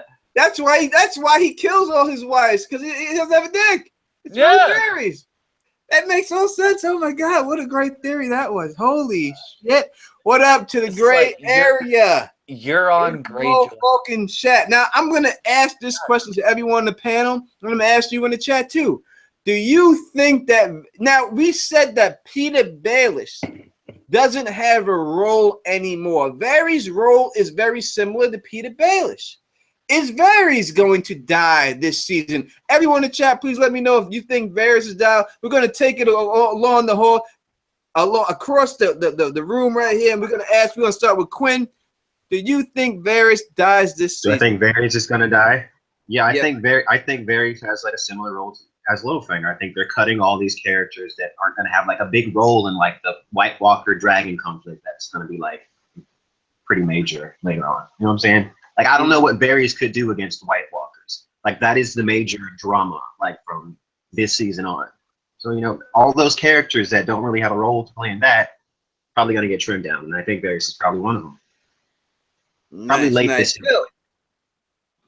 Go on, Quinn. I said probably late this season, probably like later on, Right. or maybe even the beginning of next season. I don't know. Do you think that Varys dies this season? This season, no. I think Littlefinger dies this season. Varys dies towards the beginning of next season. But I do think, for similar reasons as what Quinn was saying, I think Varys' time is coming to an end on the show. I'm just wondering what situation, who is going to kill him? Is it going to be in a battle, but he wouldn't be anywhere near a battlefield? I think it's going to be somewhat a big event of some sort that he goes out. It's not just going to be an afterthought. So I'm curious what will lead to that point. I'm very interested. A Littlefinger, I think it's more clear where the mistakes he's going to make or that they're going to lead to his death. I'm not sure where or how Varys is actually going to die, but I think it's going to happen. Nice. Mogini Linguini? Out of all the characters that have absolutely nothing to do with the impending danger with the White Walkers and the Night's King, like I think Varys is a character that will survive, even though he has nothing to do with the problems that are going to happen in the North. I think he's still a lot very useful for the characters that'll be fighting the Night's King and the White Walkers. I feel like Varys is somebody that maybe Jon Snow can use later down the line. I'm agree with Phil. Like, it's not going to be this season, but I feel like Varys will die next season, maybe like by Tyrion, where like something along the lines of like the teacher becomes the master and Tyrion figures out all the shit that Varys has been doing, and then Tyrion stabs him in the back next season. But he's not dying this season. This season is Littlefinger. Yep. All right. We going down the horn still right here. Down the Kraken Witt. What you thinking? Man, to be honest with you, I really don't think that either will die. Okay, so like you take the Varys plot line, you take the Littlefinger plot line, and who's promoting who, you know, what are those people gonna do for themselves if they lose their main man? Let's say Varys disappears, or let's say Littlefinger disappears. Well, as a story, you know, as a progression, what are these people gonna do for themselves? Not a whole lot, because they're fucking dull. So you need these people to actually pull the story forward. Very interesting situation right there. AK-47. What are you thinking? I'm thinking also that Varys will survive this season. However, next season I think is questionable. Very, very questionable. He may or he may not. Or, like Gray just said in the chat, he's going to get his merman on and just keep swimming. That's it. You know, the big fish eat the little fish, and he keeps pumping. Don Willi, what do you think? Not until we find out what was said by that priest and, you know, what the fire spoke back. We have to find that out. I don't think that you have a character come in and say, hey, I know exactly what we said. Do you want to know? And then say, yeah, no dice. And then just, you know, dip on them like that. Just dap off the screen. Yeah, you know. You can't have that kind of situation happen. He has to find out Just fucking dipped out. his true origins first. Let me tell you about Varys. Hey, hold on, Tony, real quick before you go in. We also need to see what Phil's second spin was, and Timo wants the whole panel to take a shot. She put in some money for that, and Tyrion also just gave us another $5, so that's another spin on the wheel. I was gonna say there's a new $5 on the table. All right, after I'm done answering this question with Varys, we're gonna hit the spins up right there. So straight up, like right. Teflon, you better take me out to a lobster dinner. You better take me to a lobster Tony, dinner tonight. The fucked up thing is like we're doing this video and then like we get your donations and everything and we gotta do what the people want. So it like we interrupt the entire Game of Thrones broadcast to do this dumb shit that somebody requests.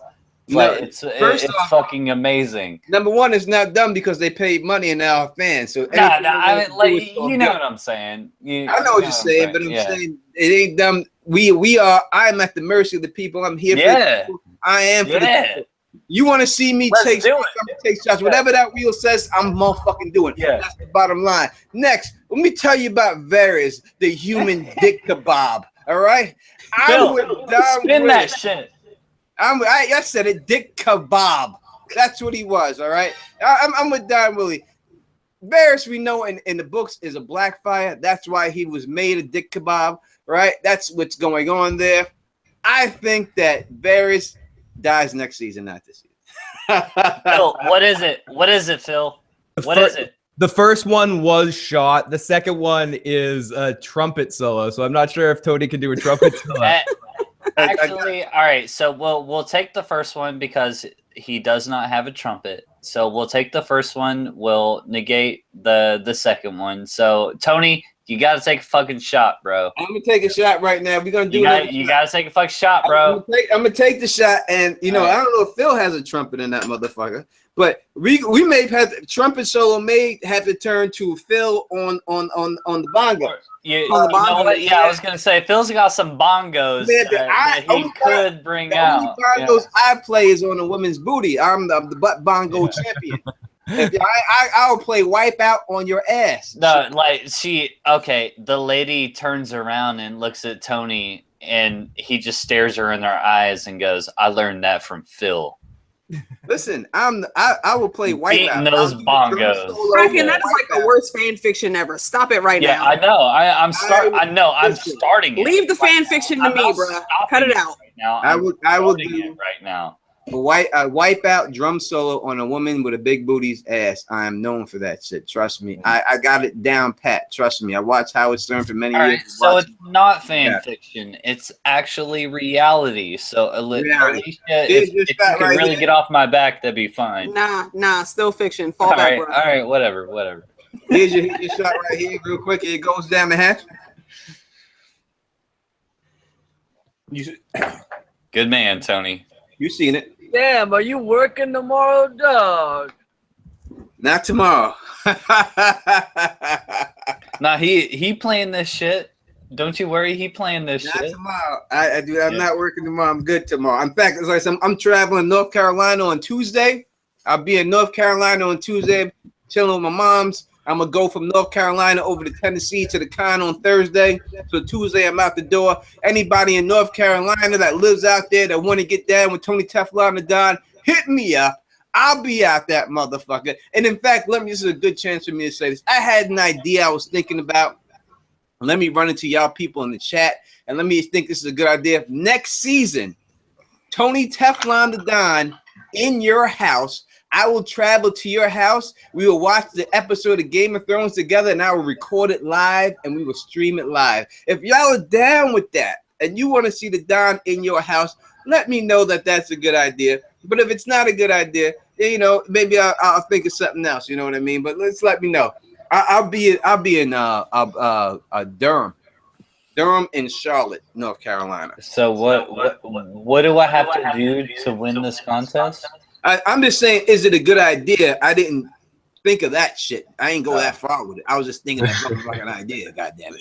Okay, Tony, do I think you need to volunteer putting yourself in individuals' houses? No. I think you might need to do some background checks. Yeah, like just a little bit of looking into it. Yeah, like Timo just said, stranger danger, homie. Yeah, I got just a little bit. I got a pistol permit. I'm good, baby. I'm worried. It's like, hey, I'm Tony Teflon. I got a fucking gun. I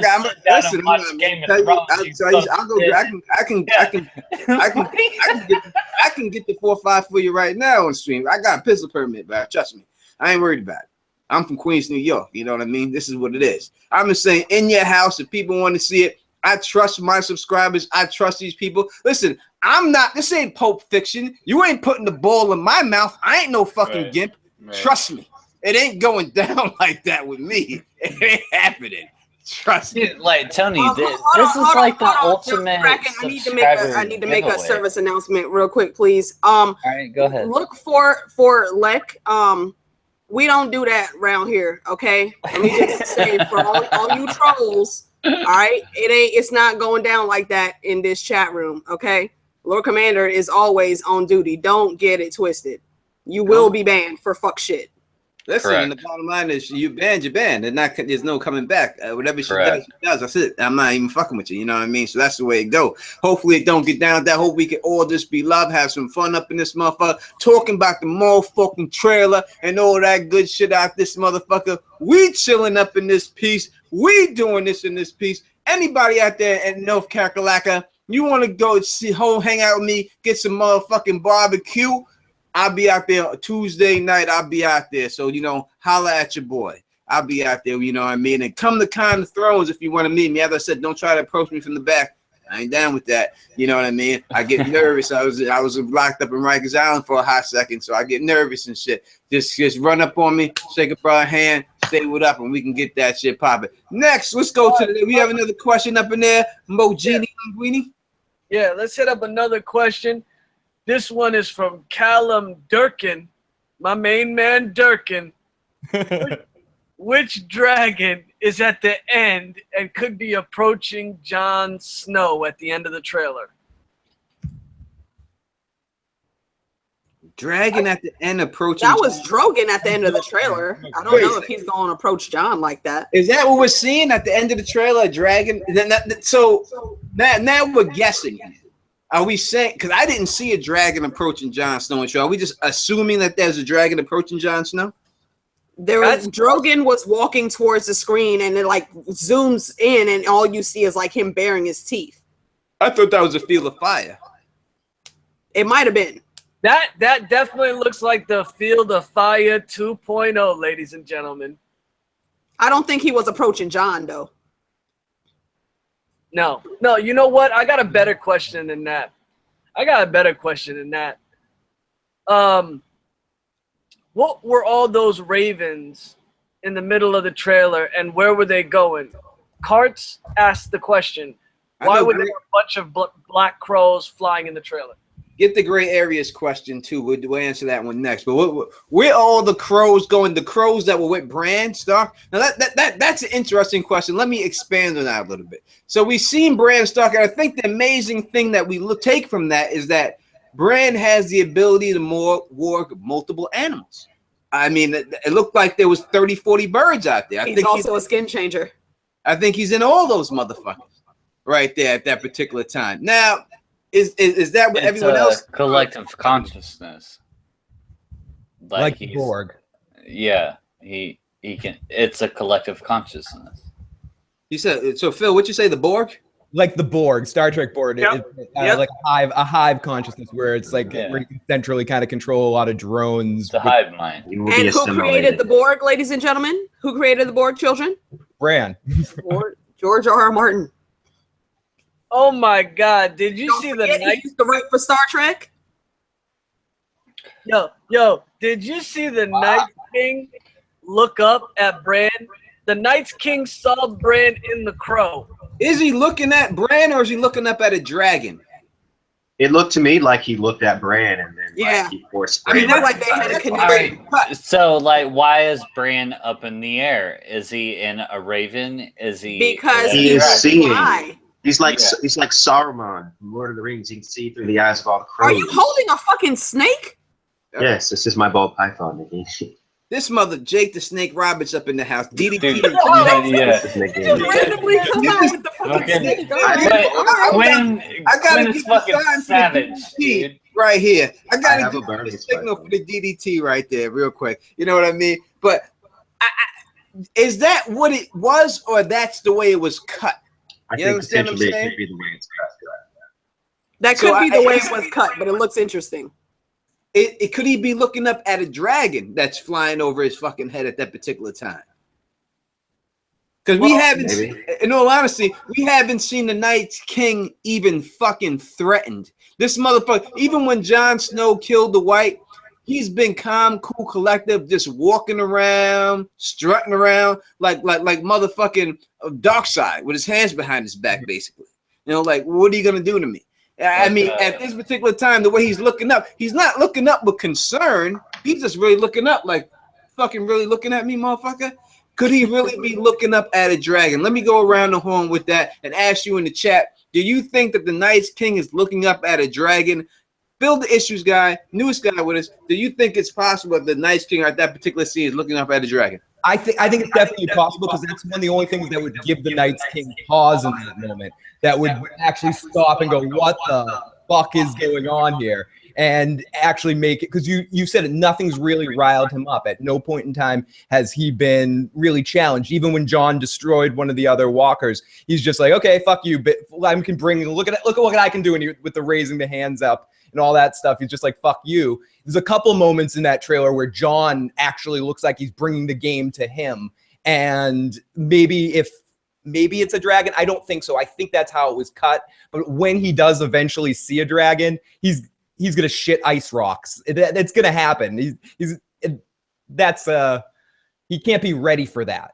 You think so? Or you think that's a plan? I mean, the Night King seems like is that his plan? Does he want them to bring the dragon to him? Right. Does he have a plan for the dragon? Does he have a contingency? Do they have the ice dragon gun that they're gonna pull out and shoot it down when it comes around? But it's going to be interesting to see when that moment happens, because it's obviously going to happen. That at one point in time, the dragons, she's not coming over there. The walkers aren't impending. Whether it happens next season or some point this season, we're going to see fucking dragons meet White Walkers. It's the payoff the show has promised us, essentially. And no doubt about it. I gotta agree with you. That has to go down like that. Quinn, what are you thinking on this one, brother? What was the question again? I kind of Question is, when the Night King looks up, do you think that he's looking up at the ravens, or is it possible that it could be a dragon overhead? I think that it could be a dragon's, but if I'm going with my gut, I think he's looking up at the ravens. I think that Bran's using the ravens to like kind of spy on the Night King, and the Night King's like, get away. That's what I think. No doubt. AK47, what you saying on that? It's muted. Mute. Thank you. I forgot. Thank you. He kind of had a almost oh shit, what the hell's going on over here? Look to him. It was very subtle because we only saw it real quick, but he like snapped right into business as soon as he saw it. Like he didn't expect whatever was going on to be happening. So I think he might be looking up at this whole flock of huge ass ravens coming down, and he didn't expect anything like that. We've not seen Bran show that he could do anything like that. So it'd be kind of cool to see. And Slope, I am now drinking a PBR to answer your question. You think that Bran now, when we see Bran at the weirwood tree, I do believe that's the Winterfell, that weirwood tree we see him at with the person that we don't know who he's with. Have to ask Phil that question. Who do we think Bran is with at that tree when he's in the wheelchair? We didn't get Phil's answer on that. But do you think that Bran is scouting for Jon? Like he's already met Jon. He's told, I mean, obviously he knows Jon, but met up with him again and said, listen, this is the deal. I got these powers. I'm a scout ahead for you. I'm going to find this wife for you. I'm going to tell you where to go to get it. You think it's a situation like that is going on or whatever? That is highly possible. I mean, because if you look at the Raven's eyes, it's the same thing as when Bran would warg into Hodor. They're all that blank milky white. So if it's not Bran that's controlling them, perhaps it's the Night King that's doing it. Those are the only two I could think that would be in possession of that many beings at one time. No doubt. DW. How you feeling? So for this one, I mean, yeah, it's a little difficult because we did see the flock of ravens, which is something that the only other time that we normally see that is when the White Walkers are coming, and it's kind of to warn people that the White Walkers are coming. But then again, you know, there's the possibility of it being a dragon, and if the Night's King has never seen a dragon before, you know, he's definitely going to be looking like, what the fuck is that? You know, so it could be either or. I think, that, you know, with the way that the trailer was cut, it made it look as though he was looking at Bran through one of the ravens, but I'm going to go with dragon on this one. All right. Anybody, Mo Genie, did you give your opinion on that? I don't think so.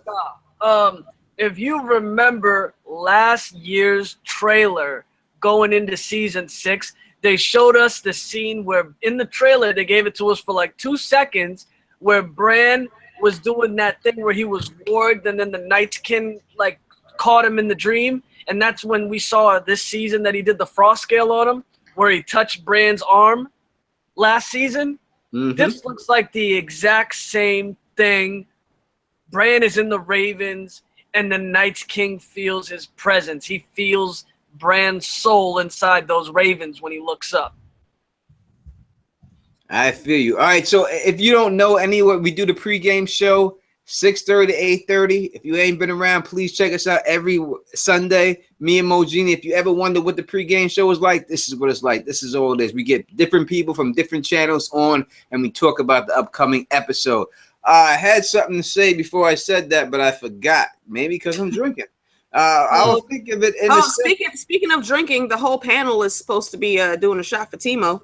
I thought so too, but I'm the only one who did it. Yeah, we're actually a couple I was waiting on everybody behind. to grab something. We're a couple shots behind. So yeah, y'all need to get your shot going. Then I don't have a shot, but I can take a couple sips. You can take a sip. Yeah, me too.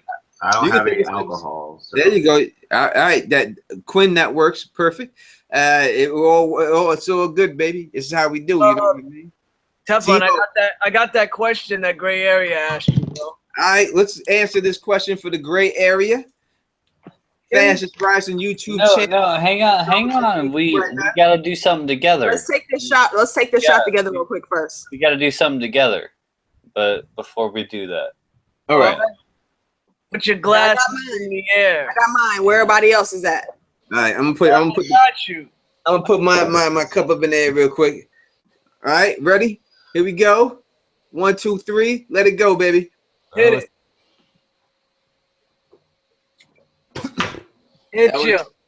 That was for you. Timo Lisi. You know I got you, girl. That was for you, baby girl. All right. Well, let's keep it going. What we moving? What we talking about? Yeah. What is Lady Gray Area asking? Gray Area wants to know. Shout out to Gray Area, friend of the channel, good person.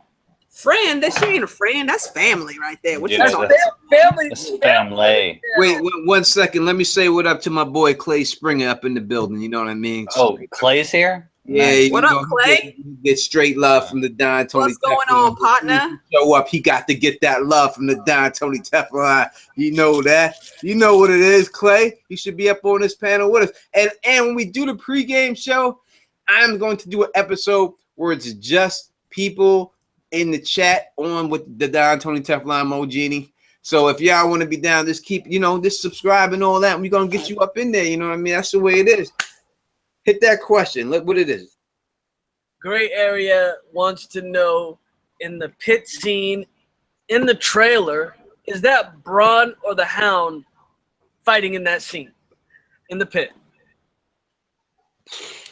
The pit is near King's Landing, yes? Yes, sir.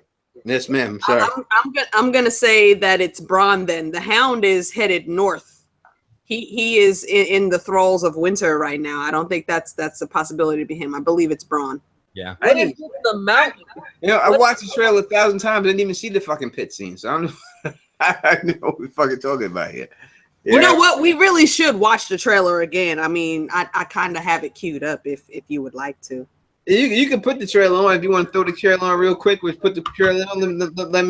Let me know when you're gonna go, and I'll put the screen capture on you. We're gonna watch the trailer with everybody. All right, go ahead. Go around the table. Let me get it set up. Well, real quick.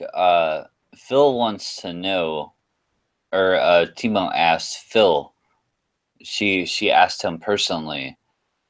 What's the best way to get over a drunk time? Is it to drink more? Yes. Or it's to keep up drinking. If the worst thing you can possibly do with drinking is have 1 or 2 drinks and then stop drinking, I will personally pass the fuck out. But if I consistently drink a little, eat more, drink, eat, you could, not that I'm encouraging that kind of behavior. I'm much more of a smoker than a drinker when it really comes down to it. But if you want to be a good vacation or casino drunk, that's the way to do it. You get food, then you drink, get food, then drink, get food, drink, gamble, swim. Tony Teflon and Don will tell you that if you want to get over anything, just have sex. Sex gets you over everything. It wakes you the fuck up. It does. Yeah. Listen, I don't care if you got a cold. I don't care if you're drunk. I don't care what it is with you. Whatever it is, just have sex. Hey, Teflon, what if you got a toothache, though? Will it solve a toothache? It'll solve a toothache. It'll solve a toothache. It'll solve a broken arm. It'll solve anything. Have sex. If those titties is big and that ass is fat enough, it'll solve anything. Ain't no ailment sex can't cure. So I'm gonna tell you, just make love. That's all you gotta do. Make love. That's all you gotta do. Trust me. All right, I'm queued up, Tony. All right, let me throw it on you real quick. All right, let's watch the trailer. You gonna watch the trailer again? Yeah, y'all. Let me know how the sound is. Let me know if I need to turn it up or not. Right. I'm fucking ready. Let's watch the trailer for the upteenth time, ladies and gentlemen. No shit, Moji. Wait, there was a new trailer today? Oh shit! Oh, what? You haven't seen it yet, Phil? No, I haven't seen it. What? I'm kidding. I watched it 17 times. All right, Lisa, you queued up, girl. Let that trailer go. Y'all mute yourselves real quick. I'm gonna hit play. All right, yeah, let me mute myself. God damn it. I hate muting myself too. Mute yourself, Tony.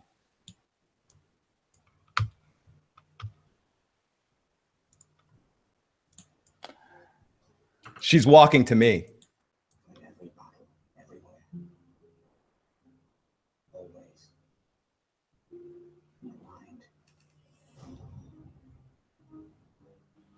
You say,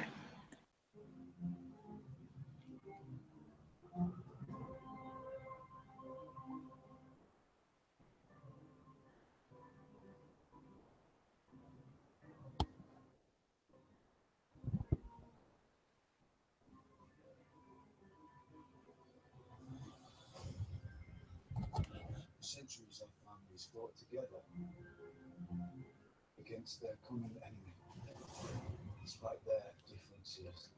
Together, we need to do the same if we're going to survive, because the enemy is real.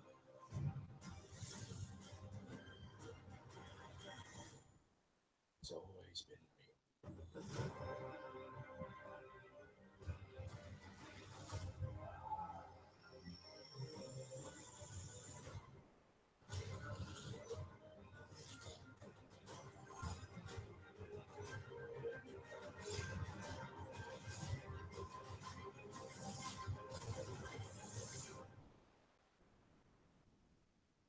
The snow's full.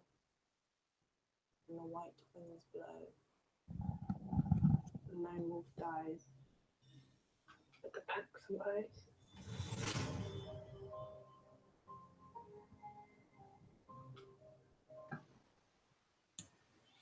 Yo, Those visuals look fantastic. What about your boy Jon Snow just literally slaying someone, and then just Dude, that was my staring? favorite moment from the trailer. What you want to bet that was a thin fucking up and John had to just put his ass down? He was took like- that fucking down like nothing. Like who are you fucking with? I'm Jon fucking Snow, motherfucker. I'm Jon Snow. Yeah. You know, but I did see something in there I did want to talk about real quick. Now, we see Bran and Mira, and yes, I fucked up on the trailer. Let me explain something to y'all people who keep commenting on Tony Teflon, you missed this. Tony Teflon, you missed that. How many people missed who was on the goddamn filet cross last year? How many people told you that was somebody else? Don't tell me what I missed. You don't know that yet. We gotta wait till the season starts. All right, that's the way it is. All right. Number two, let me say this real quick. When Bran goes through the wall, and it looks like he's there with Mira about to pass through the wall, he has the frost scale. Mojini, you're the frost scale expert on this motherfucker. Yeah, is that going to allow the motherfucking Night's King to take the wall down because Bran is coming through the wall? Mojini, start that off.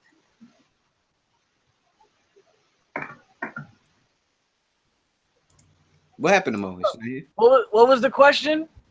When we see Bran and Mira at the wall, and then we see Bran later on in Winterfell, what we think is Winterfell, he has passed through the wall. The frost scale that is on his hand, is on his arm, is that what's going to allow the Night's King to pass and breach the wall?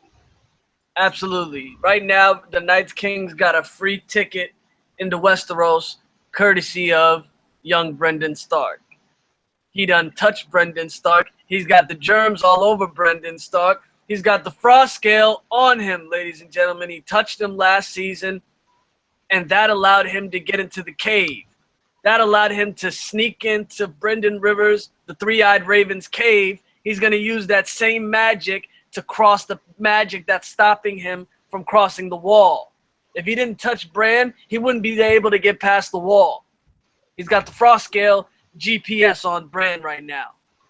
What are you thinking about that, Phil? You think that's the case? You think that Bran he's got coming through the wall of the fall?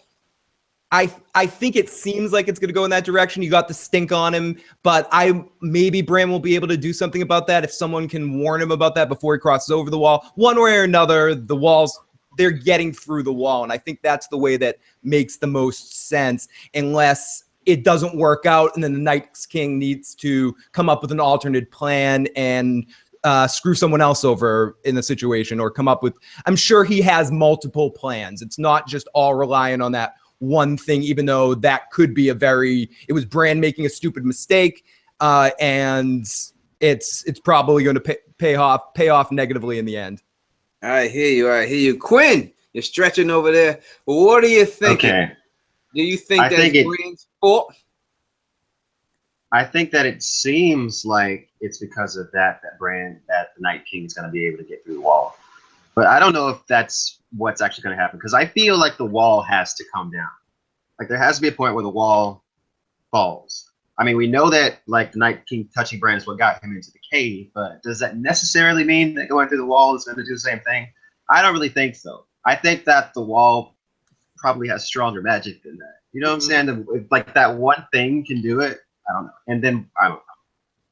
Like, one person getting touched by the Night King and then going through the wall, that wrecks the whole thing. That doesn't make a lot of sense to me. Now, the thing I'm about to say about this, too, is that Blood Raven allowed Bran to get touched. All right? He allowed it to happen because when Bran was sneaking around, he thought Blood Raven was asleep, right? Now, Blood Raven, from what we've seen, Blood Raven was in the vision, right? And Bran didn't think that he was in that vision. Bran touched the branch and wound up in the same vision of the Night's King, and of Blood Raven, and we seen him around the Night's King, and then that's when he got grabbed. So now I'm going to Don Willi, because Don Willi, people don't know, Because there's a lot of people, a lot of subscribers, a lot of big channels out there, a lot of people on Reddit who's done a lot of articles. Don Willi is the time traveling brand theory. Don Willi is the one who has first made that up. Check the fucking dates if you don't believe me. I guarantee you that you can't find any post or anything before Don Willi posted it on his date. So Don Willi, I'm going to come to you on this one because you are the one who started this brand time traveling stuff. Is Brand the builder? Is he all the brands in history? Has he caused all this situation? Is Brand the reason why the wall is going to fall because of the frost scale? All right, so as far as Brand being all the brands throughout history, I don't know that he's going to be all of them because, you know, the whole quantum leap kind of deal would be, you know, I don't think that's going to be George's style. He may have done a few things throughout history. He might have been Brand the Builder. He might have been, you know, Brand the Builder's son, because if you read The World of Ice and Fire, they do talk about the son that Brand the Builder had that might have finished a lot of his works. As far as the wall falling, it does seem that for the show, they're going to have the Night's King, or Night King, as he's called in the show, be able to bring down the wall because of the fact that he touched Brand and put that mark on him. And what I could possibly see happening, two things. Either he does the same trick that he did where he puts his hand on the ground and causes an earthquake, or he actually walks right up to the wall and touches it and brings that motherfucker down. No doubt about it. No doubt about it. All right, AK, how you feeling on that? I had a thought a while ago. I'm not sure if I ever said it on the stream, but I thought that if the Night King did get through the wall, it would be through one of the weak points, and it would have to be one of the magically inclined weak points. So I always thought of the Black Gate, where that huge ass weirwood tree is in the books. Now for the show, I think that there is a possibility that Brand could weaken a little bit of the spells, so that will help the Night King get through, but I don't think he's gonna just outright crumble it, because I believe that, and it may be tinfoil, but I think there's salt water mixed in with the wall, and that helps block psychic activity, which is why they couldn't just go over the water at Hardhome and get all the Night's Watch and John that were retreating. So I think that when Brand coming through, that's going to weaken the spells that are in the wall. And the Night King, I mean, White Walkers are masters of ice. I mean, it's never made sense to me that men are who built the wall, because it's made out of ice. Why would you put that in your defense of creatures that can control ice? That doesn't make sense. So I think he's going to do what he did at the cave and break open enough of it to where the whites and the other White Walkers that he controls can get through. I hear you. Mess around in the chat, off with your head, son. This is the Queen of Hearts type situation, baby. You ain't fucking around up in this piece, man. Tony, I tried to tell y'all. Why are you not listening? This shit don't go down like somebody. this. Was somebody joking around? Well, there's nothing even to discuss about that. Yeah, and we moving on from that. We keeping the show going. Well, hang on. You didn't ask me. I didn't say I was trying to throw it to you, bro. Well, all right. So, what I was thinking, what if, okay, like we talk about the wall is coming down, quote unquote, like the wall is coming down. What if it's not the entire wall, but like just a little fraction of it, like a little bit of it, and we want to talk about how George R.R. Martin talks about history and history repeating itself. What if we had a Battle of Thermopylae going on, in the fracture of the wall, like people defending it, the White Walkers coming and them just producing form, and and killing the enemies, coming in that little way. So I don't know. I thought that was pretty cool. I would think that Don the Kraken Wood is the one doing these shots and not Tony Teflon the Don. God damn it. Yeah. Yeah. Hey, hold on real quick. I want to say something. $10. Phil, we got to spin that motherfucker. But go ahead, AK, please. Cart just asked what happened to Hadrian's Wall in the real world. Hadrian's Wall is kind of still standing. You can basically just hop over it, though. It was toppled. It's still there. You can definitely still see where the wall was. There are still cobblestones in place, but you can just hop over that motherfucker now. So it's I think Scotland, something like right? that might happen. What'd you say? It's in Scotland, right? I don't remember. I don't remember. I believe it's somewhere in that region. Hadrian's Wall is in northern England. I don't know where it's at, but I'd like to see it. Yeah, it's not as tall as it used to be, obviously, but I mean you can literally just, if you Google it and look at pictures, you can hop over that motherfucker easily right now. So it was toppled in the end. It just took a while to get there. No doubt. Phil, if you will, please. We got another donation from my boy Tyrion. I know. I did. Tyrion, you are spending money on this panel tonight. Damn. I did. Appreciate the love, man. It landed on Joe Take a Shot, but Joe Dirty Locks isn't here. So unfortunately for Tony will have to fill in. Tony will have to. Let's all take a shot. Let's everybody take a shot on this one. Everybody take a goddamn shot for Joe Dirty Locks. Hang on. Fuck. I gotta go get one. Hang on. Oh, you man, Joe Dirty Locks. Always shit up, Kraken. My man, Joe Dirty Locks. I can't wait to get on with Phil and Joe Dirty Locks. I really want to. No, seriously, Phil. Yeah. Timo told us you was trying to put schedules together. Hit me and the ladies up for show. I will. We're gonna do because you guys are freaking awesome. I don't catch you all the time, but when I do, I'm in that chat. Let me just say this real quick. If people don't understand, please, everyone here has a channel. Please subscribe to him. But if Phil's the newest dude here, and if you don't know who he is, I'm sure you do. He's Phil Issues, guys. And Phil, please, I could do it for you, but I'm sure you could do it better. So please explain to the people exactly what your channel is and why they should tune in. It's basically, I mean, imagine if you're watching two grown-ass adults playing Wayne's World on we go on right after episodes air, different shows, whether it be Better Call Saul, Vikings, The Walking Dead, and shit on it. We shit on the shows that we don't like, but and we do recaps, take calls, have other guests come in when we can. So we usually try to go on about a half an hour, 15 minutes to a half an hour after a show airs and get an immediate reaction discussion going on. And Joe rants and raves about ridiculous things, and it's lots of fun. It wouldn't be anywhere without Joe. And then some of the people that are in your chat are some of my friends as well, and the motherfucking chat. And you guys are fucking awesome. And I'm lucky as fuck to get to babble to you guys and be a part of this panel tonight. So and listen, and Phil the Issue Guy has a whole thing on Google Plus.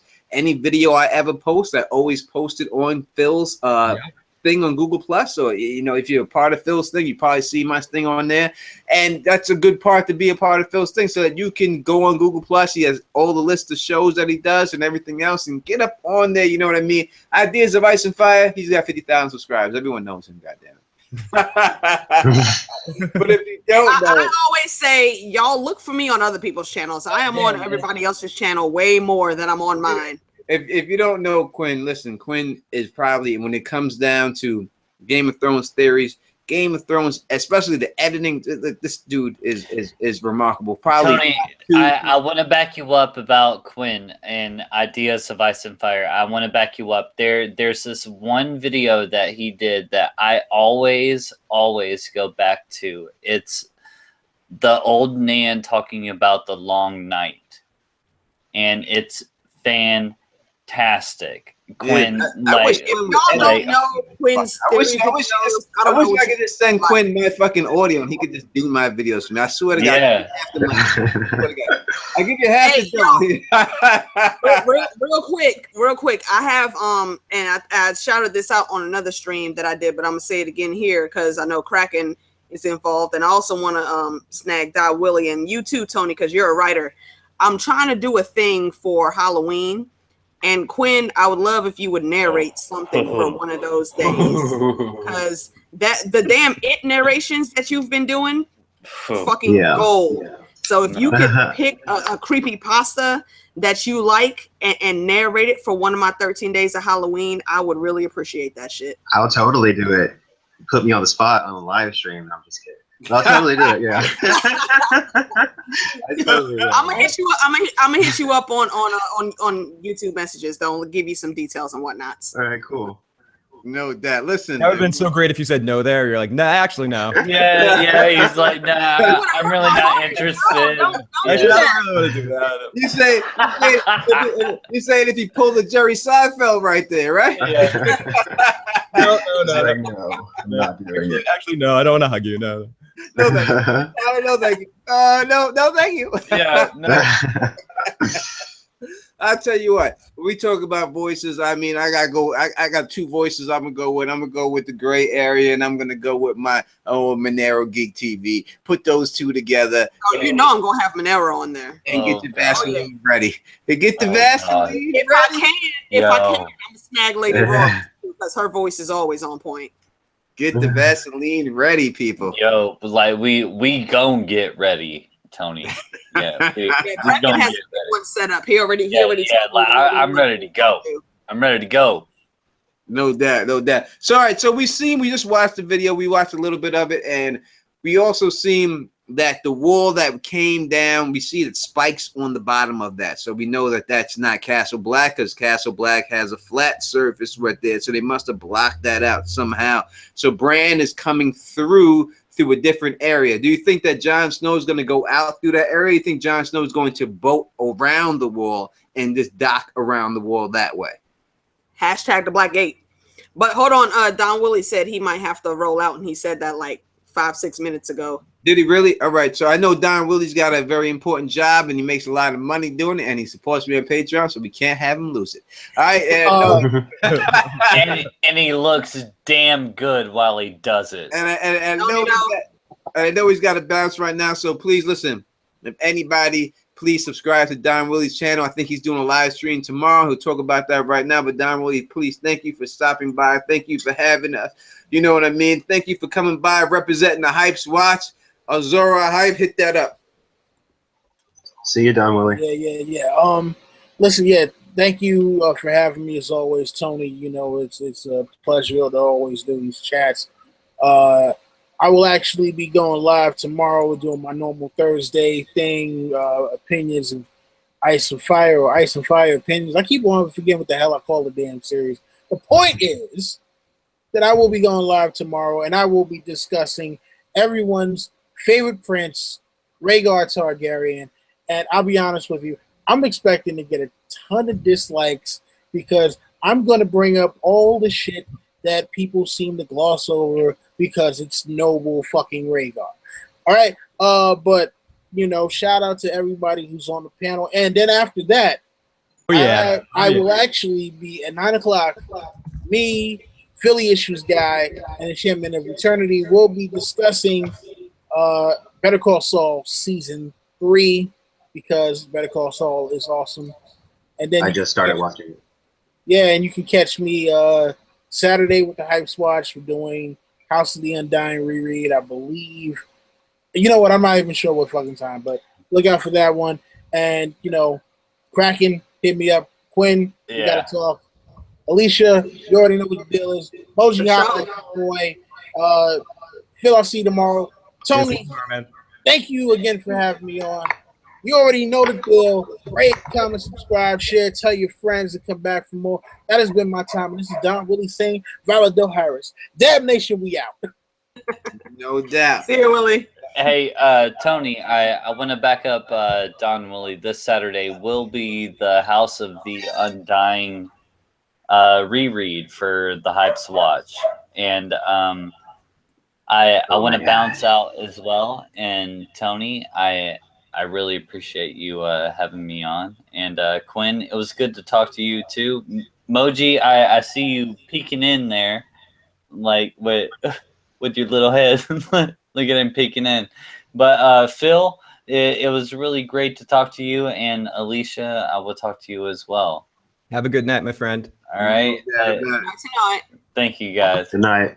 Thanks for being here. All right, so we Yeah. got a couple people. Everyone's leaving us, but we'll rock till 12 o'clock at night for you people. So keep it nice and a nice rounded number and stuff like that. You know what I mean? We've been on 9, 10, 11, 12. Yeah, 3 hours. That's good, I think, for a stream and stuff like that. But we keep rocking for you because y'all are still here with us. We still are 180 deep. It ain't like we losing people here. So, you know, maybe might as well keep going on. We're taking questions from the chat. Anybody have any type of question from the chat, please put it down there. If anything you want to hear. So I see one right here that says, how Daenerys feel about Rhaegar kidnapping that started this mess? How does Daenerys feel? I mean, that's a very tough question from Eugene. I don't know if she feels any sort of way about that, and I don't know if she really thinks of it as a kidnapping. I don't think of it as a kidnapping. I think that, as I said, when you're dealing with men, especially a man like Robert Baratheon, you know, a guy who kicks a lot of ass, you don't believe that anyone could fuck your chick better than you. You know, it's a type of situation like that, and I think that Robert Baratheon, to save face, he had to say she was kidnapped because he can't believe that no one's going to slang dick better than him, especially some type of pretty boy. You know what I mean? So I think that's really the way it went down like that with Robert Baratheon. But we'll go around the horn real quick. Quinn and Vice and Fire, what do you think about that situation? Do you think Dany really cares about how this whole thing jumped off from the beginning, how these wars started with her family members and Robert Baratheon? No, she sees it as Rhaegar fell in love with a woman. Like, she doesn't see it as he kidnapped her and raped her. So I don't think she cares. I'm with you on that, Phil.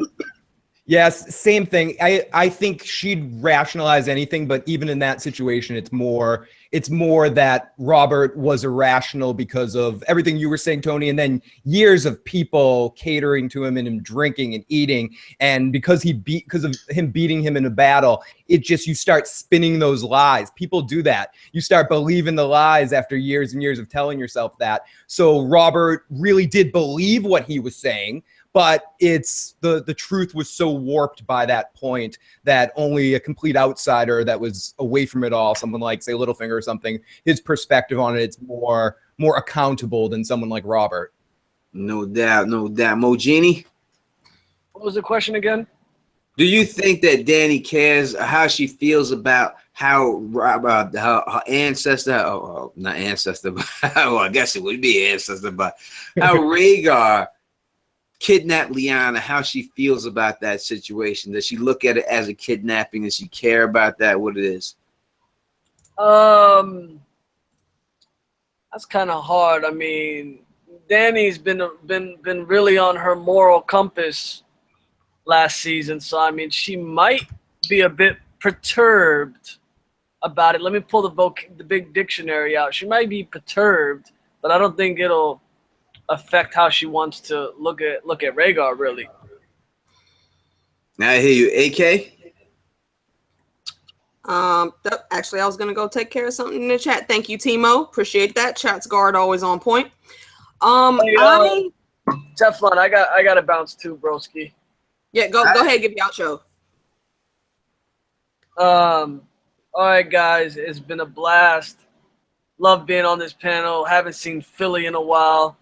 But Philly, I'm glad to see you, buddy. I love you, Mo. I love you, Mo. Huge hug, buddy. Huge hug, man. I can't wait for the season to start. Love your show. I will definitely be there every week. I'm excited a lot. Can't wait to watch you guys too. So good to talk to you. Good to actually talk to you in real time and stuff like that, Mo. Lots of love to you, buddy. Have a good night. Good night, man. Quinn, same with you. Good night, dude. Good night, man. Teflon, good looks. AK, thank you very much. Guys, you know what it is. See me in my channel, Mojini. You can search it on YouTube. Hopefully, Tony will put it down in the descriptions. You can catch me here every week. Like that. Why you say like I'm not going to do it? Of course, it's going to be in the box. It'll all be in the box. Everyone who's on the show will be in the box. You'll be able to look in the box, description box. And it'll be maybe not tonight because I'm drinking, but as soon as I wake up in the morning, I'll get that popping for you. I promise it'll be there. Please check back then. You'll see everybody's name who's been on the panel. A link to their channel will be in the box. I guarantee you that, no doubt about it. Yeah, and I've been keeping this under wraps, but this weekend I'll be in Philly at the video game convention at the Philadelphia Convention Center. Too many games. Woo! We fucked up with those GameCube games. Should have took those, but we talk about that later. Yeah, I fucked up. All right, Mo. Peace out, brother. We still going to 12 o'clock. I don't care how many people leave me. I'm staying till 12. Word up, word up. I see you, Mo. And first, real quick, let me just address the chat again. Like I said earlier, chat's guard is always on point. Even if you come in and spout some shit in Spanish, Israeli, whatever other freaking language you want to think, we're going to catch you. So, I mean, just don't do fuck shit and we'll be fine. Now, to the question, I don't think Danny really cares either way. I don't remember where specifically it was, but, you know, Barristan Selmy, my boy, Barristan the Bold, had actually even tried to talk to her and tell her what was what, and she just rationalized and dismissed it. You know, like Basira says, you know, the dragon answers to no one. And that's the type of mentality that was beat into her head. So that's her frame of thought. Mm-hmm. So she doesn't really care. I think it'll take a little bit more than words from someone even as great as Barristan to tell her exactly what happened and for her to see past the bullshit. Yeah, when someone was trying to explain to her that her father burned people, and so she's like, well, no, he was betrayed. Right. No, she burned people and laughed and liked it, and she just couldn't conceptualize it. She couldn't wrap her head around, and then she burned some people and exactly, laughed exactly. Yeah, and she was smiling at that. So yes, she is a touch mad, but I think she has more brains than her father did, and I think that she can look at the actions of the past and make better decisions, especially with the advisors she has. So here's hoping that she does, you know, stay on a better path. But, you know, she's a Targaryen. You flip a coin, one of them's crazy, one of them isn't. You never know. I think she has a mean streak. I think she intends to do good things, but then she also has that other side of her. Fuck shit happen. Ruthless. Yeah. You're right. Yeah, like if you cross her, then she's gonna be as ruthless as she wants to be. So do you think that it's possible that Daenerys turns into the villain of the season of this whole situation when it's all done? No, I don't think it'll go that far. But people, I don't think so. She has better brains than that. I don't think it'll go that far at all. And she has a better heart than that. Yeah, she has a gentle heart. That's the thing. She does. She has more heart than that. Let's look at which, and also the prophecy. Let's look at what she's doing. She's bringing a foreign army into Westeros and conquering the noble houses of Westeros. I mean, is that really going to be looked at as a liberator, or is that going to look like as a conqueror? I think that the last time that the common people of Westeros were happy was during the reign of Aerys Targaryen. Yep. Like even in A Feast for Crows, when Brienne's with the guy, he's like, "Oh, I miss the old king," and she's like, "Robert Baratheon." He's like, "No, I'm talking about the Dragon King."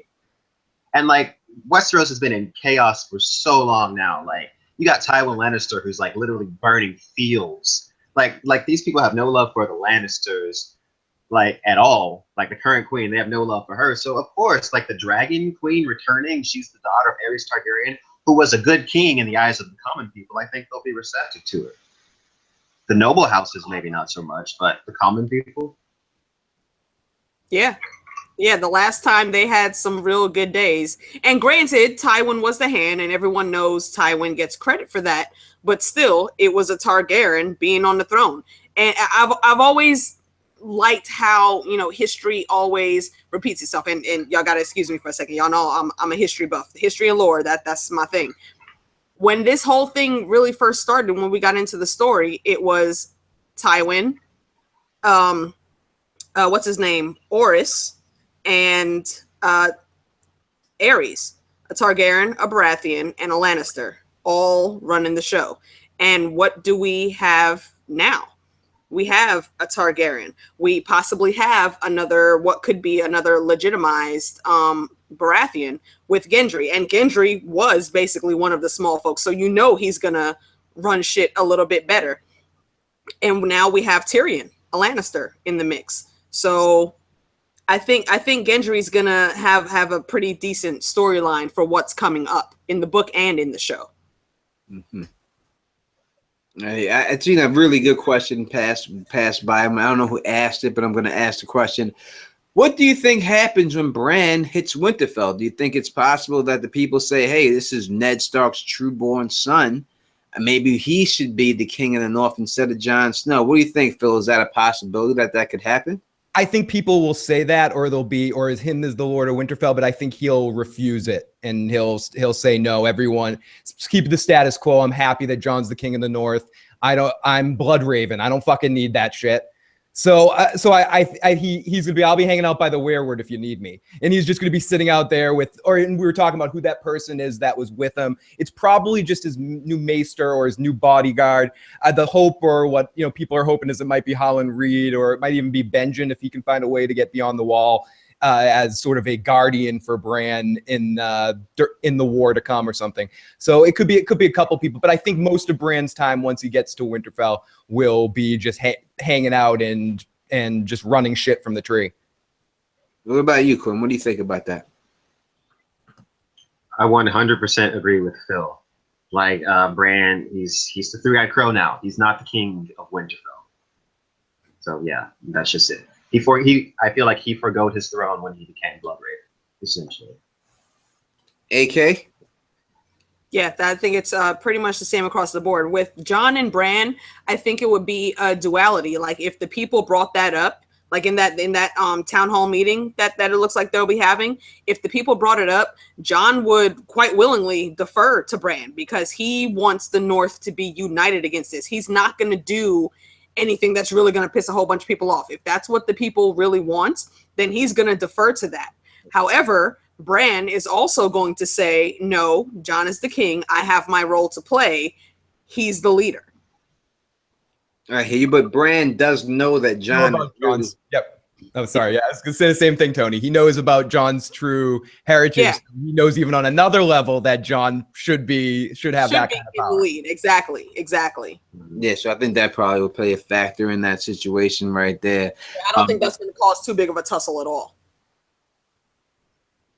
And just going back to the Dany thing for a second, I think ultimately it's what you guys are saying is I agree with you from an idealistic standpoint of that's going to be her intentions. But I think that madness, that Targaryen stuff, I don't think she's going to become a true villain, but she could be someone with too much power that it loses control of it. Like the fire that she's cooking gets a little bit too big for her, and other people need to stop her in a like a Jean Grey situation or a Darth.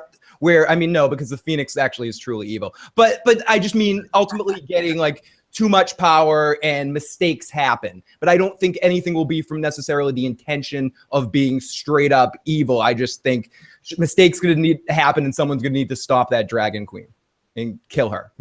No doubt. What up, Jimmy? Too long. You must be black with a name like that. Hey.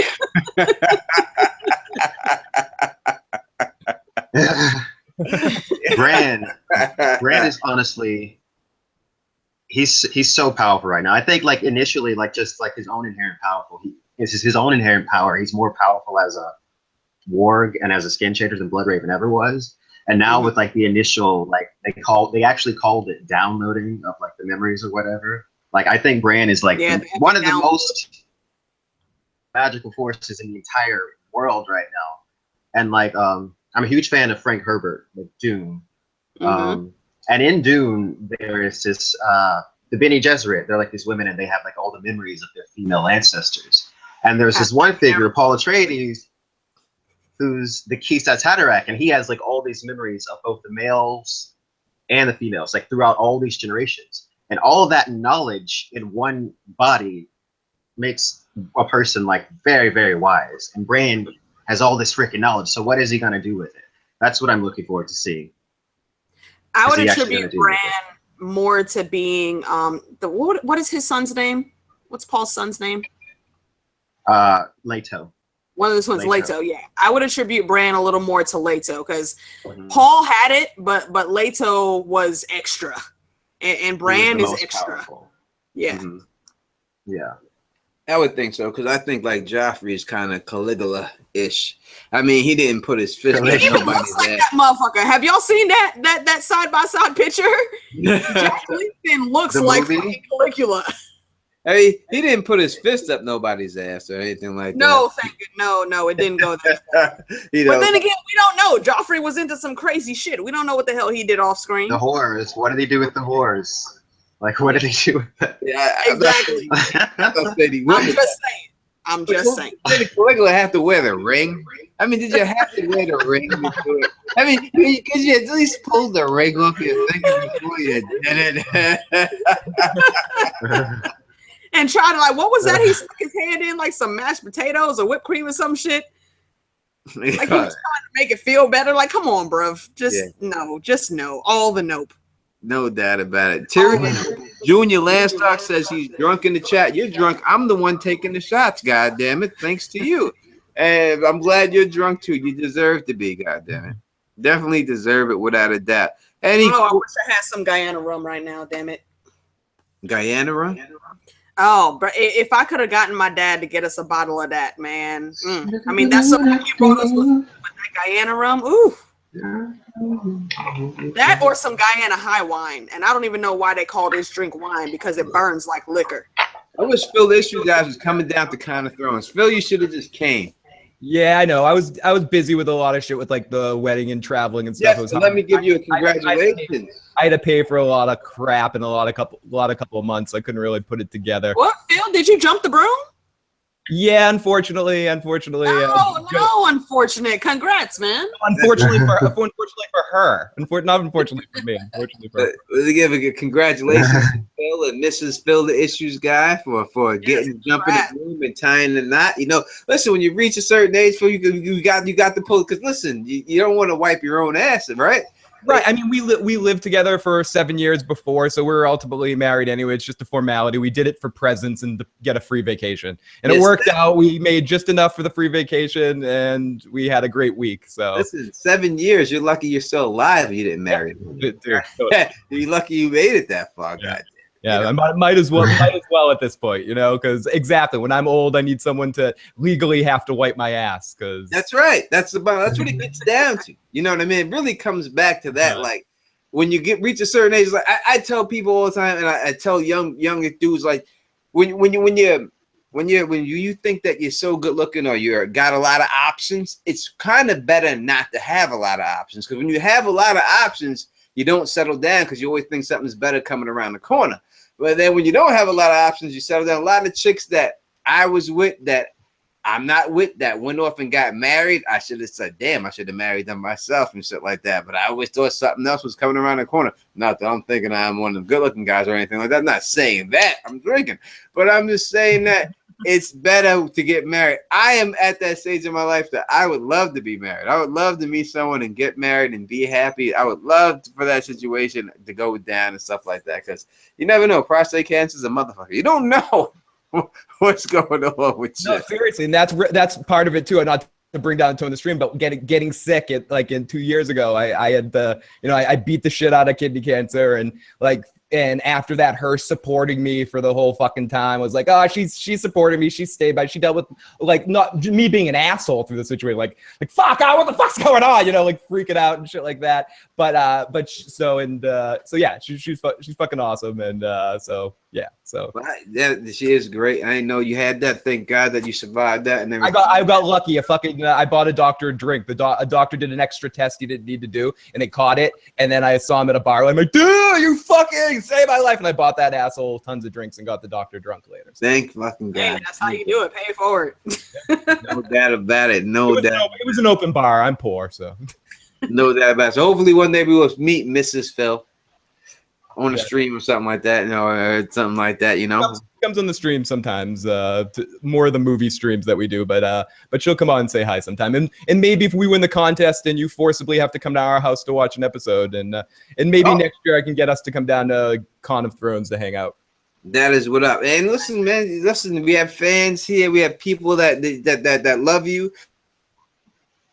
That's, in all honesty, I'm going to Kind of Thrones, but the only reason I'm going there is because people have donated to me on GoFundMe. They have GoFunded me to get there to the Kind of Thrones. If you look at everybody else who's going there, whether it's Dolores or Smokescreen, they're not paying their own way. They're going there from, they're getting sponsored to go there. A lot of people are being sponsored to go there. So it's not a big deal to be sponsored to go there. And I'm sure that you would get that support too next year without a doubt. All you got to do is put it out there because people love you, man. You do a good job. You do a great job. I said it before. If you haven't heard it in my other stream, a lot of time, like the way Tony Teflon and Don is right now, the way I'm able to open up and be myself is due to me working with Phil. When I did a stream with Phil and Bar and stuff like that, and Bar's really want to introduce me to Phil, and I love Bar too. Please don't go away from me, Bar too. I love you. Don't leave me.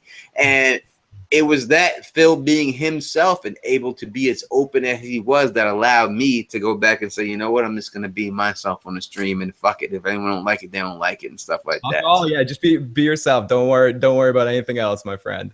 You know what I mean? So definitely no doubt about it. We gotta get Phil down to this motherfucker without a doubt next year if he can't. Oh, I would be drunk hugging you right now, Tony. Like, hey, come here, buddy, right now.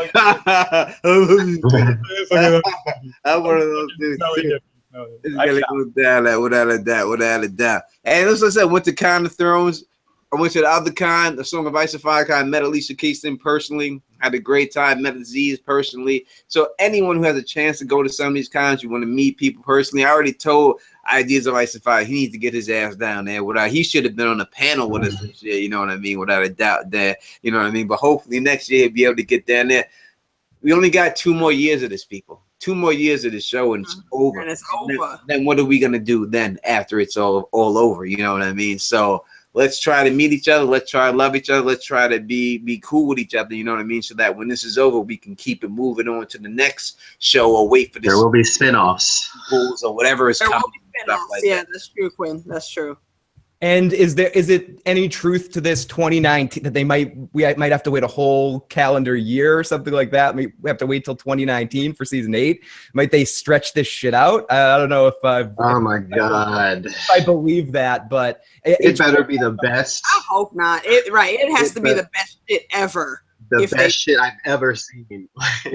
I think they're going to stretch it out because I think they're just going to say, you know what, fuck it, let's go on vacation, let's go to Hawaii, let's just chill. I think they'll have it written and they'll just say, fuck it, we're going on vacation and make these motherfuckers.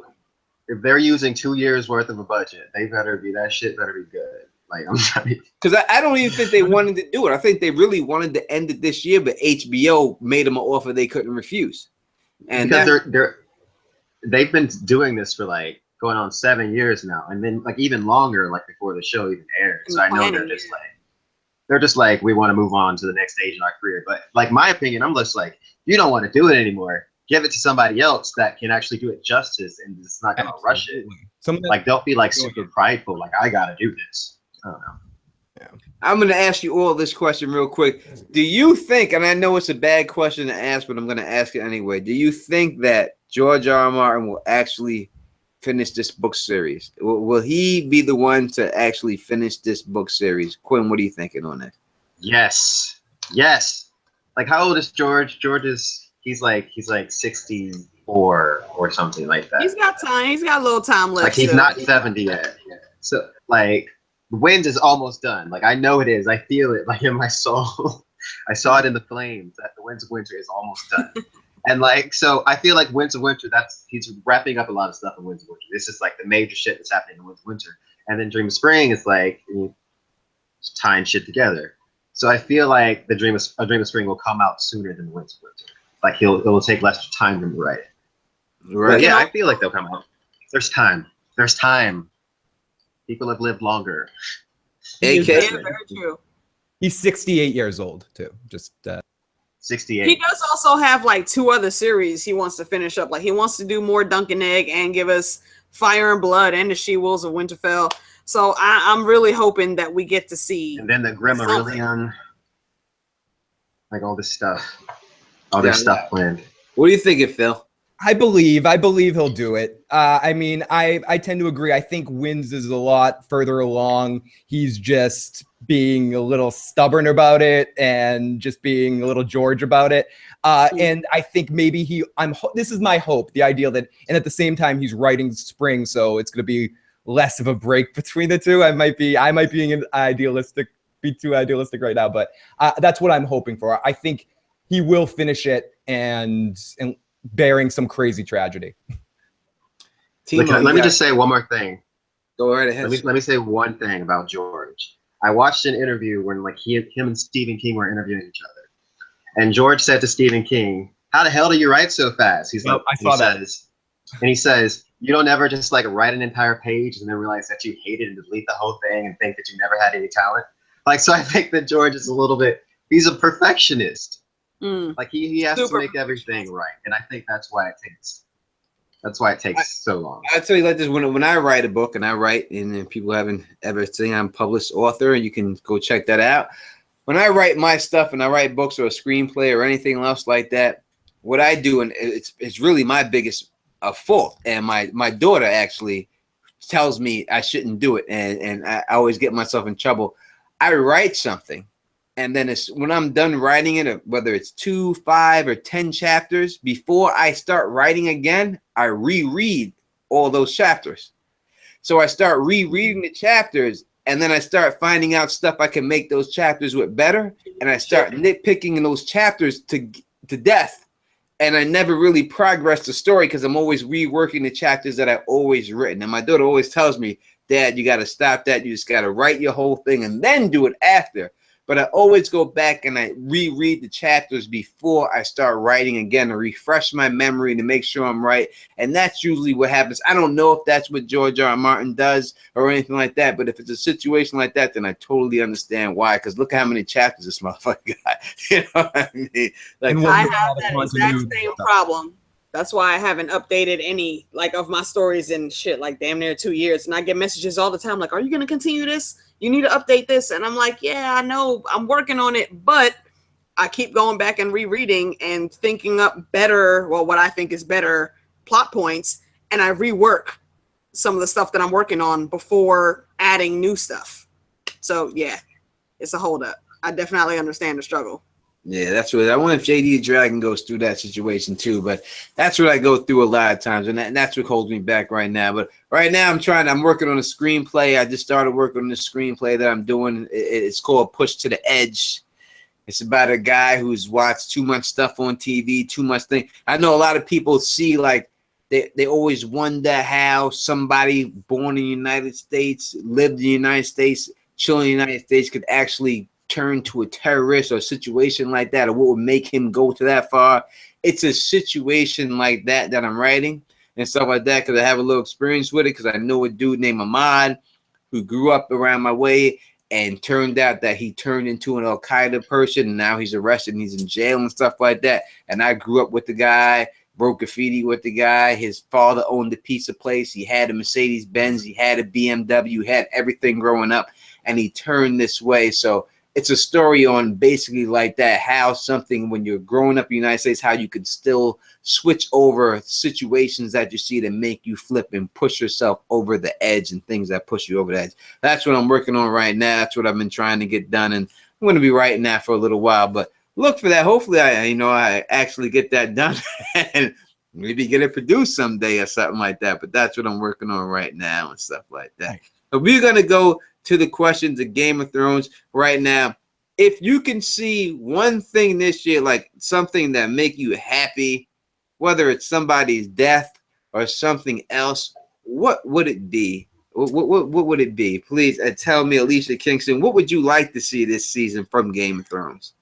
She stepped away for. I didn't. That's it. So let's go to you, Phil, man. Okay, this is just a minor thing just because of last season and how good I think Peter Dinklage is as an actor. A meaty storyline for Tyrion this season. I want to see him actually have stuff to do, an interesting storyline, dealing with his interest in dragons maybe. Maybe that's a place that they could explore. I don't know if his story on the show is done and he's just going to be be furniture for the rest of the series. And I'm just hoping that's not the case because I enjoy him as an actor and I want to see him do some more stuff. So I hope he has a good season. That's a little putting something under my pillow for the Tooth Fairy for that one. No doubt about it. Quinn?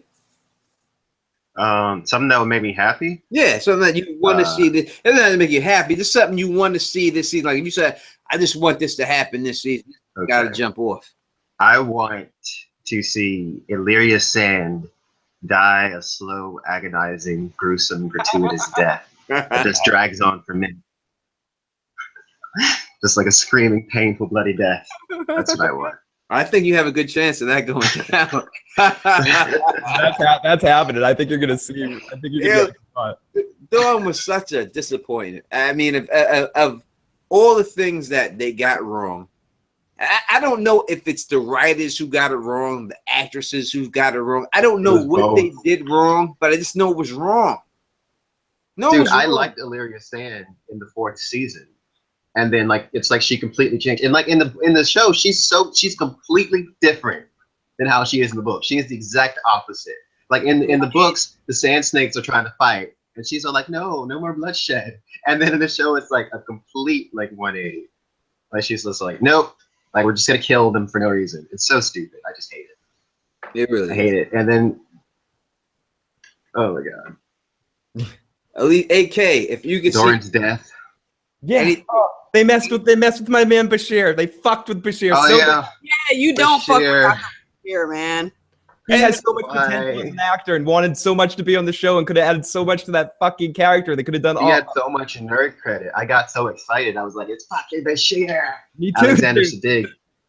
And the thing is that he was signed for another season. It wasn't supposed to go down. Yeah, he had several episodes still to go through. And then he got shanked. I was like, how the fuck do you do that? Why do you get someone like Dr. Bashir on the team and you cut him out that early? Like they botched season 5 Dorn. That's why season 5 Dorn was like an episode of Xena Warrior Princess. It was so stupid. Like Jamie and Braun go to Dorn to save the princess. Oh, and they got their fucking goofy spears and they're fighting. It's so stupid. I just want to interject a nerd sidebar. That bastard that's on your screen right now, I want to kick him in the fucking face. Not Picard. That motherfucker right there. Oh, this is like no. You do not fucking say Data is not a real thing, you asshole.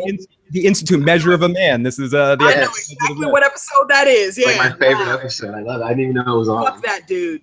Yeah, Phil just knows the episode from this. How do you do that? I love how Riker and Picard have to go against each other. Yeah, go against each other. So and Riker hated having to do that, but he did what he had to do. And he shuts him off in that situation, and he falls down. Oh my god! Yeah, that was so powerful. Yep. In the way Patrick Stewart made by men.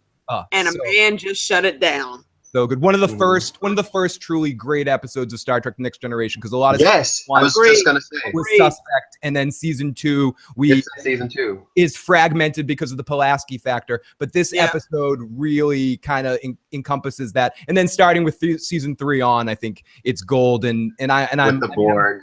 Yeah, and I'm a Space Nine fan because of the long form storytelling, but there's no arguing how awesome the Next Generation is for being episodic and the best television Star Trek. What about in this episode?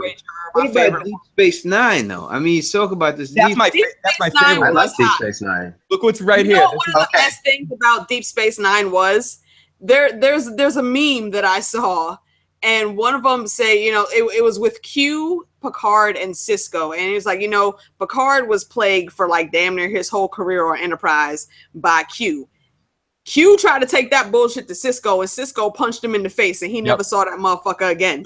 He's like, Cisco was not having that bullshit. I'm gonna go. Let me just say, out of every Star Trek show, I feel like Deep Space Nine consistently has the best writing, across the board.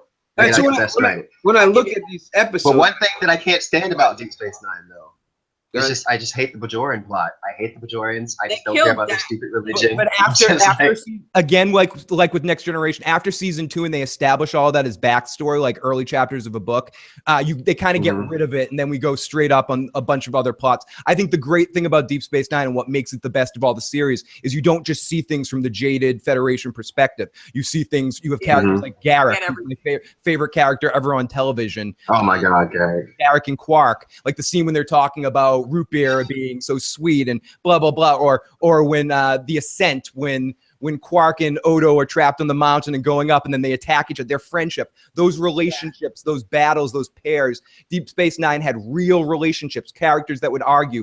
A lot of times on the Next Generation, which I love, it's like the Love Boat on space, and everyone has to settle problems. Even Worf is so much better on Deep Space Nine too. He was so much better. That's why one of my biggest beefs with Deep Space Nine is that they killed Jadzia. Yeah, and I understand why the actress wanted to do Becker. She had to do fucking Becker. Fuck Becker. Ezra sucked. I really hated that. Ezra sucked. Like, oh my God. Sorry to hijack the stream. Sorry, Tony. Our Trekkie bled in. My bad. I started it. I know about the Trekkie. I've watched Next Generation. I've watched Star Trek, and I've watched Deep Space Nine. I'm just not into it as much as you guys, but I've watched it also. I understand everything that you're talking about. I watch everything. I watch fucking hockey. I watch NASCAR. I watch anything. No, hockey is the shit. I love a good hockey game. I watch it all, so you know what I mean. Speaking of sports, one of the questions in the live chat was asking about the Floyd McGregor fight. Tony, what do you think of all right, that fight? I'm curious of your thoughts. This is pretty easy for me to even say. I mean, it's not a fight. It's an exhibition, especially with Floyd Mayweather. You can't have someone who has boxed since he was 8 years old and is considered one of the greatest boxers of all time, and you got 3 months to get ready for him. Do you really think you're going to beat him? That's a dumbass fight. I don't know why that shit is scheduled. This fight is a That's joke. all you have to say. It's like when Ali fought Gorilla Monsoon or something like that, or I forget. There was something like that. And no doubt that in a UFC ring, McGregor would kick the living piss out of him, but they're not fighting in a boxing match. They're boxing, and Floyd is going to tie him up, and McGregor's going to be lucky if he gets 1 or 2 shots in the fight, and he might hurt him a little bit, but Floyd's just one of the greatest defensive fighters of all time. Yeah, he's never going to hit him. He's not going to hurt him. Floyd is scientific.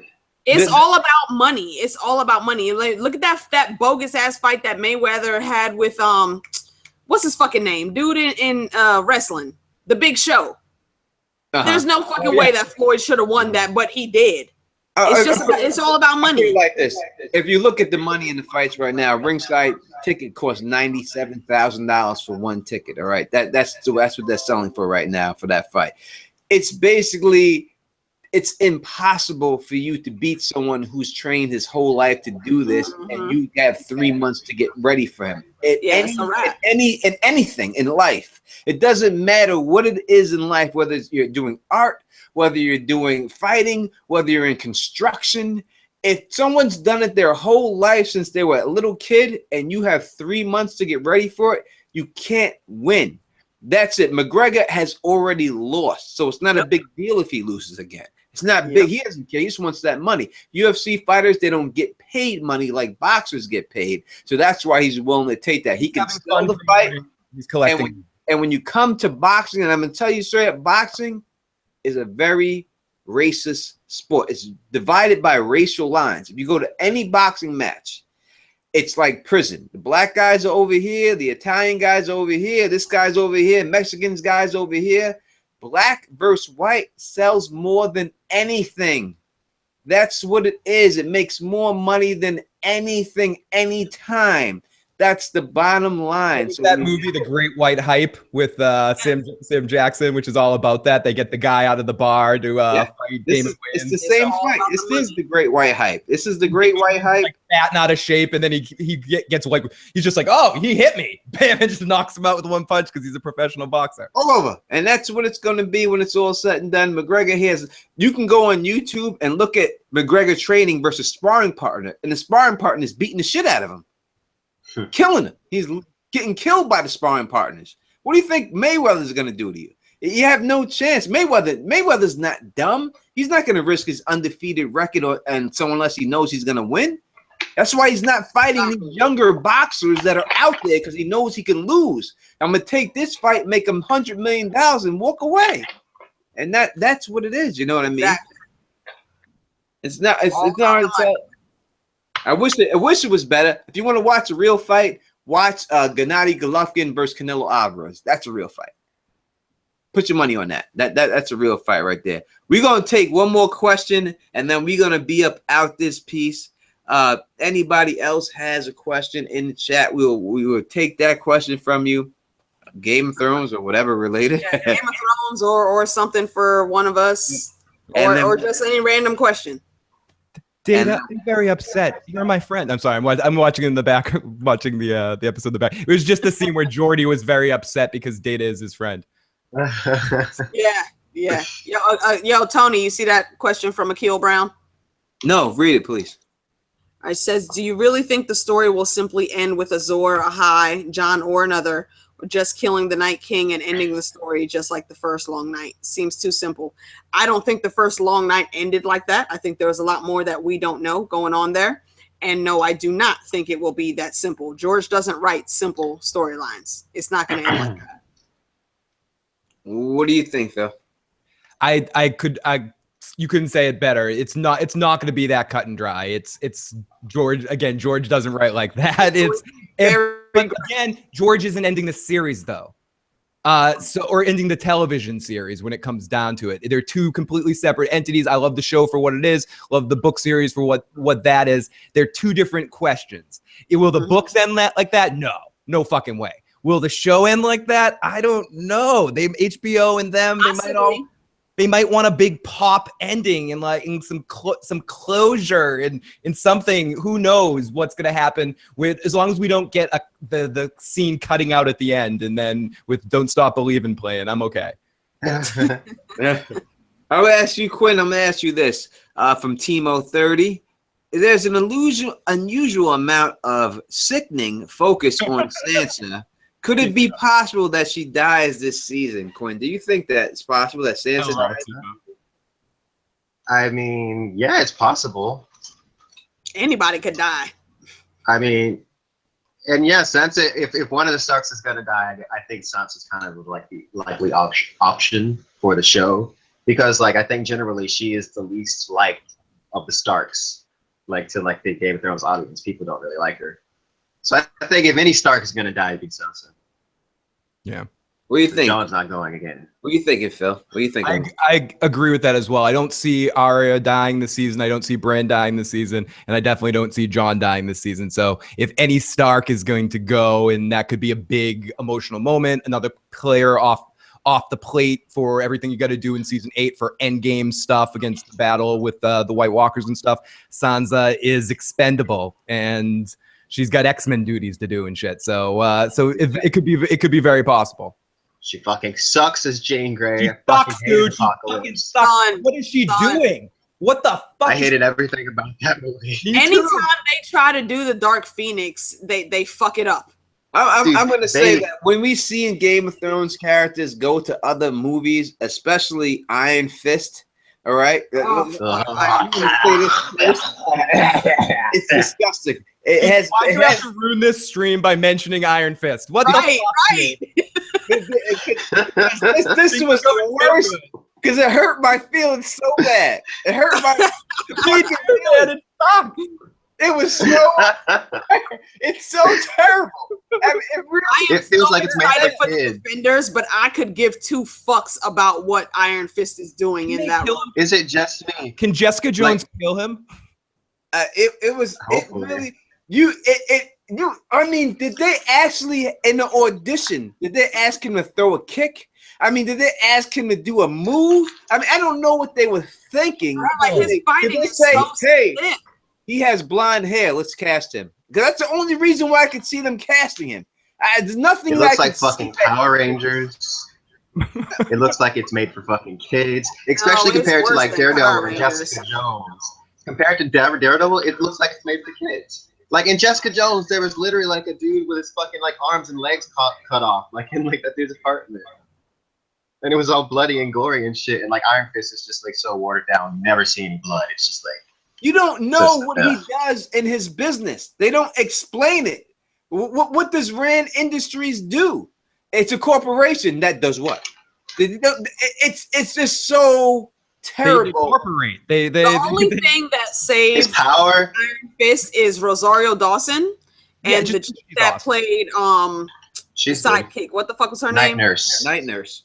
Yeah, that's Rosario Dawson. Rosario Dawson is Night Nurse. Oh, the Asian young lady, the girl in the fighting ring and stuff. Because that was the best. Yeah, the girl that's teaching Rosario. Those two characters were solid. Like Rosario has been solid across the board on Netflix. She's better than Iron Fist. It's fucking awesome. She's better than Iron Fist. That's like Kato in the green in the motherfucking Green Hornet. Yeah, it's the same type of situation. And with Kato is better than the Green Hornet. You know, I remember when Green Hornet and Kato fought Batman and Robin. They wanted Bruce Lee to lose to Robin, and Bruce Lee said, "Fuck no." Shit. No. There's no way he can lose to Robin. Bruce Lee said, "No, I'm not doing it. There's no way I can lose to Robin. Impossible." And they didn't let him lose. Okay, wait. Before we get too far gone, sorry, y'all. Our nerd gets out of control. I'm sorry. I apologize. Let me answer the question real quick. I think the show, Sansa definitely has a chance of dying. The show essentially is going to go down to the core of what the books are going to be near the end. And if you look at it, Bran is the last Green Seer. He is a warg and a skin changer. Jon is a very powerful warg. We know that from Varamir's Six Skins. Arya is also a very powerful warg and skin changer. She's fucking warging Nymeria across the Narrow Sea, saltwater, mind you, across saltwater, across another fucking continent. The Riverlands are nowhere close to Bravos, and she can still connect with her. So those are the three most powerful starts. So of any of them, if any of them are going to die next season, it is going to be Sansa. No doubt. I feel you on that. I'm going to ask this question real quick because this lady has tried to get me drunk all night. The Bio Explorer. And it says, are anybody watching the American Gods and anyone doing a review? Phil, you do a lot of different reviews for a lot of different shows. American Gods, does that interest you? Are you doing anything on that?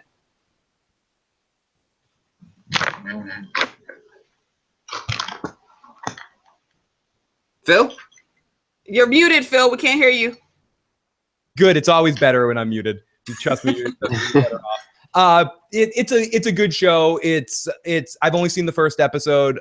Joe's watched the whole series. Eventually, I'm probably going to talk about it at some point when I binge watch the series. It's out there. The first episode, there's a couple of really crazy, fun scenes to watch on television. Ian McShane's very, very good in that first episode. So I think it's something I want to watch eventually. I didn't read the book series. I had no knowledge of it in the past. So I'm sort of going. Read the book. Read the book. Read the book and watch the show. Actually, I get a synopsis. Okay, it's centered around this guy named Shadow Moon, and he's a convict in jail. He ends up getting released early, and he is tapped by this guy named Mr. Wednesday, and that is Ian McShane's character. Mr. Wednesday is actually a god.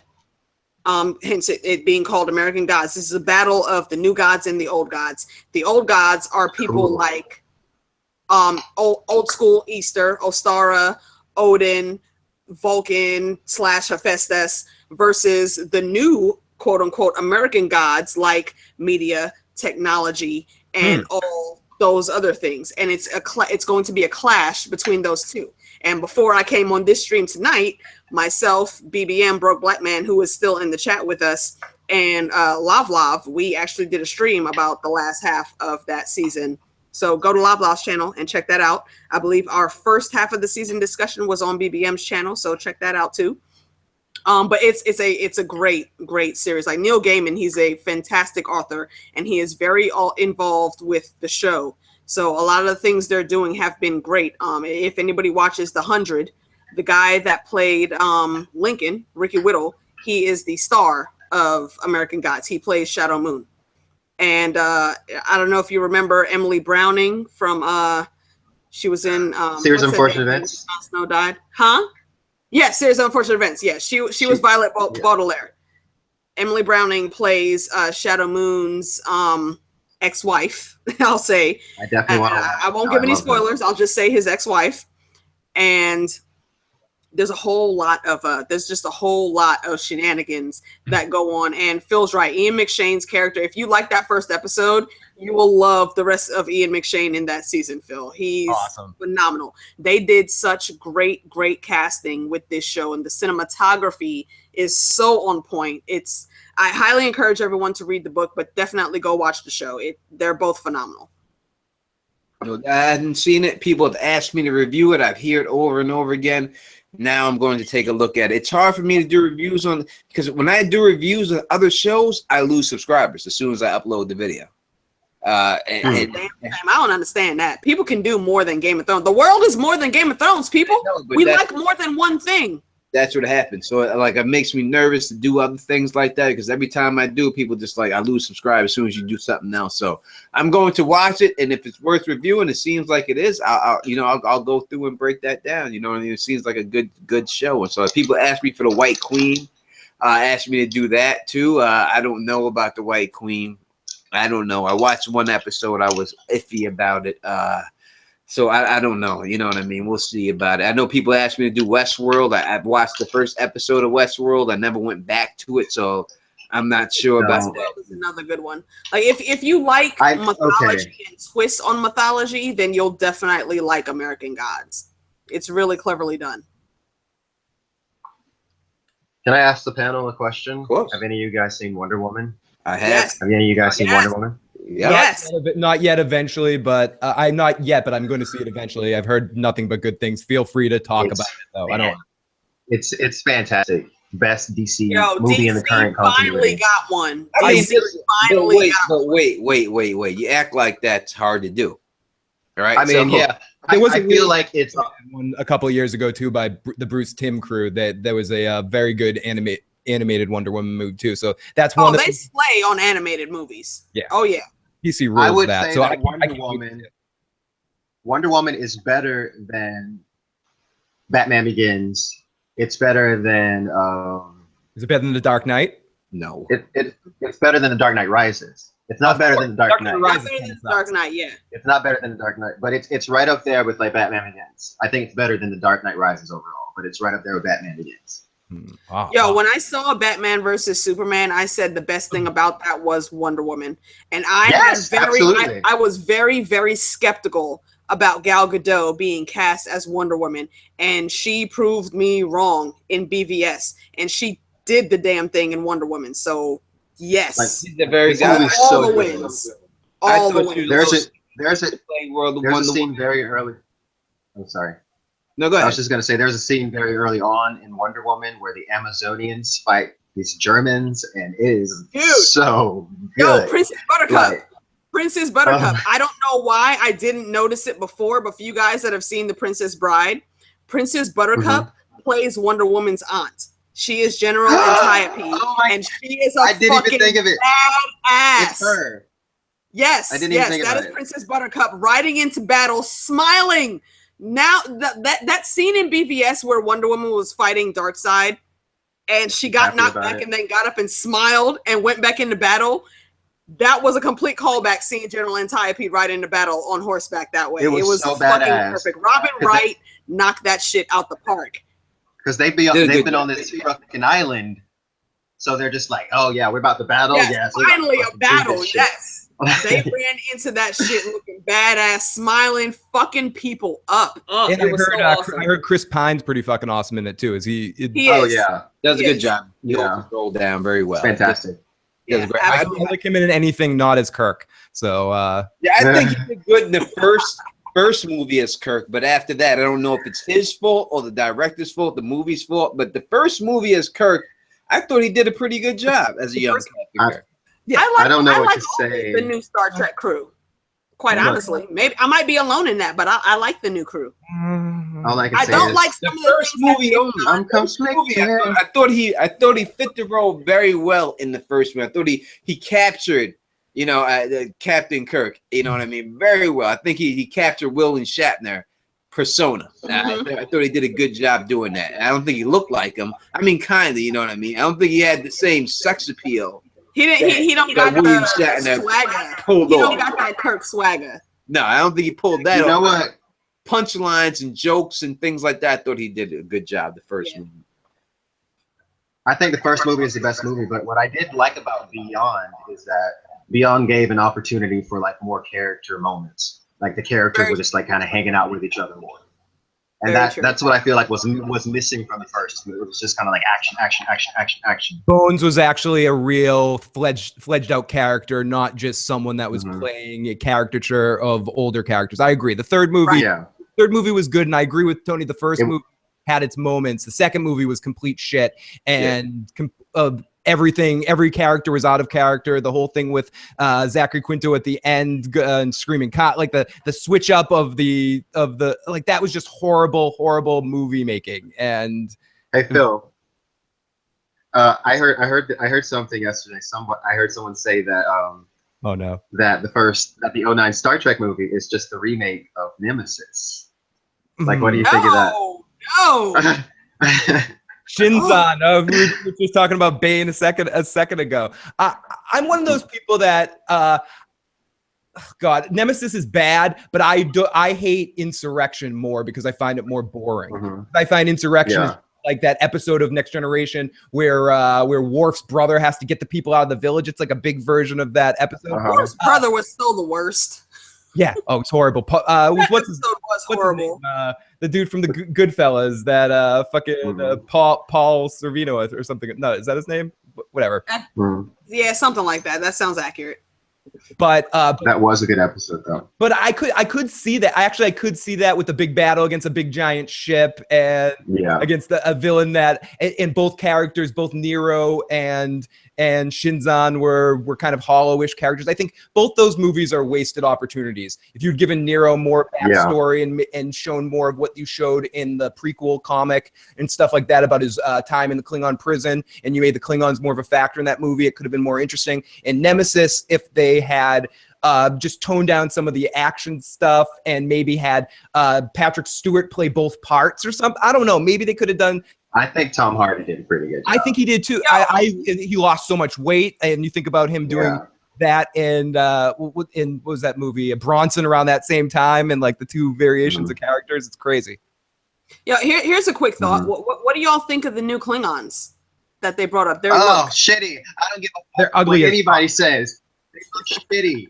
What is wrong with the old style? What is wrong with the fucking old style? It worked. They looked like fucking Klingons. Yeah, I like the Worf and B'Elanna style better. Yeah, I'm so mad that people keep telling me to calm down about the Star Trek Discovery trailer, because I'm just like, the first mistake is that this is a fucking prequel. That's the first mistake. It should be after the Voyager timeline. But that way you can change shit. The problem with that is because of the JJ movies, they feel like they can't alter the timeline now because of the no Vulcan. But I think that's bullshit. Just make it in the future. Star Trek is about pushing the future, or ignore that exactly. It's a completely different timeline. Yeah, they don't have to touch on that at all. You got a question? It's a whole different universe. I'm sorry, Tony. Sorry, Tony. Messiah Houston says Khan was amazing in Into the Darkness. I have to disagree with that. That was a wasted opportunity with Benjamin Cumberbatch. I just think that when you look at the original Khan, the person who played Khan, you're talking about the guy from Fantasy fucking Island. I can't think. Gerard Makaba. No, what's his fucking name? I can't think of it right now. I'm drinking. This is it's a different style of acting, I think, that you get back then than when you get Benjamin coming back. I just don't think you can compare it to that. I don't even think they should have went that route with that whole situation. I think that's how they fucked up. You shouldn't try to touch on nostalgia when you're doing a new movie. They should have took it and branched it off into something else instead of trying to tug on people's heartstrings and saying, all right, people remember Khan, we're going to give them a younger Khan and explain the story. It was just a stupid idea for them to do that. To me, and it was just poor casting too. He just wasn't. I like Benedict Cumberbatch in parts that he makes sense in Sherlock, in Doctor Strange, but as Khan in that situation, he was just the wrong fucking person to be cast. No. I feel like that movie. That movie's a turd. That movie was just a big fuck. It's a clusterfuck. Like, I think the Revenge of Khan, you know, and when you talk about the original Star Trek movies, it is the best one of them all. And, I like that one better than all. You know what I mean? It's me personally. You know what I mean?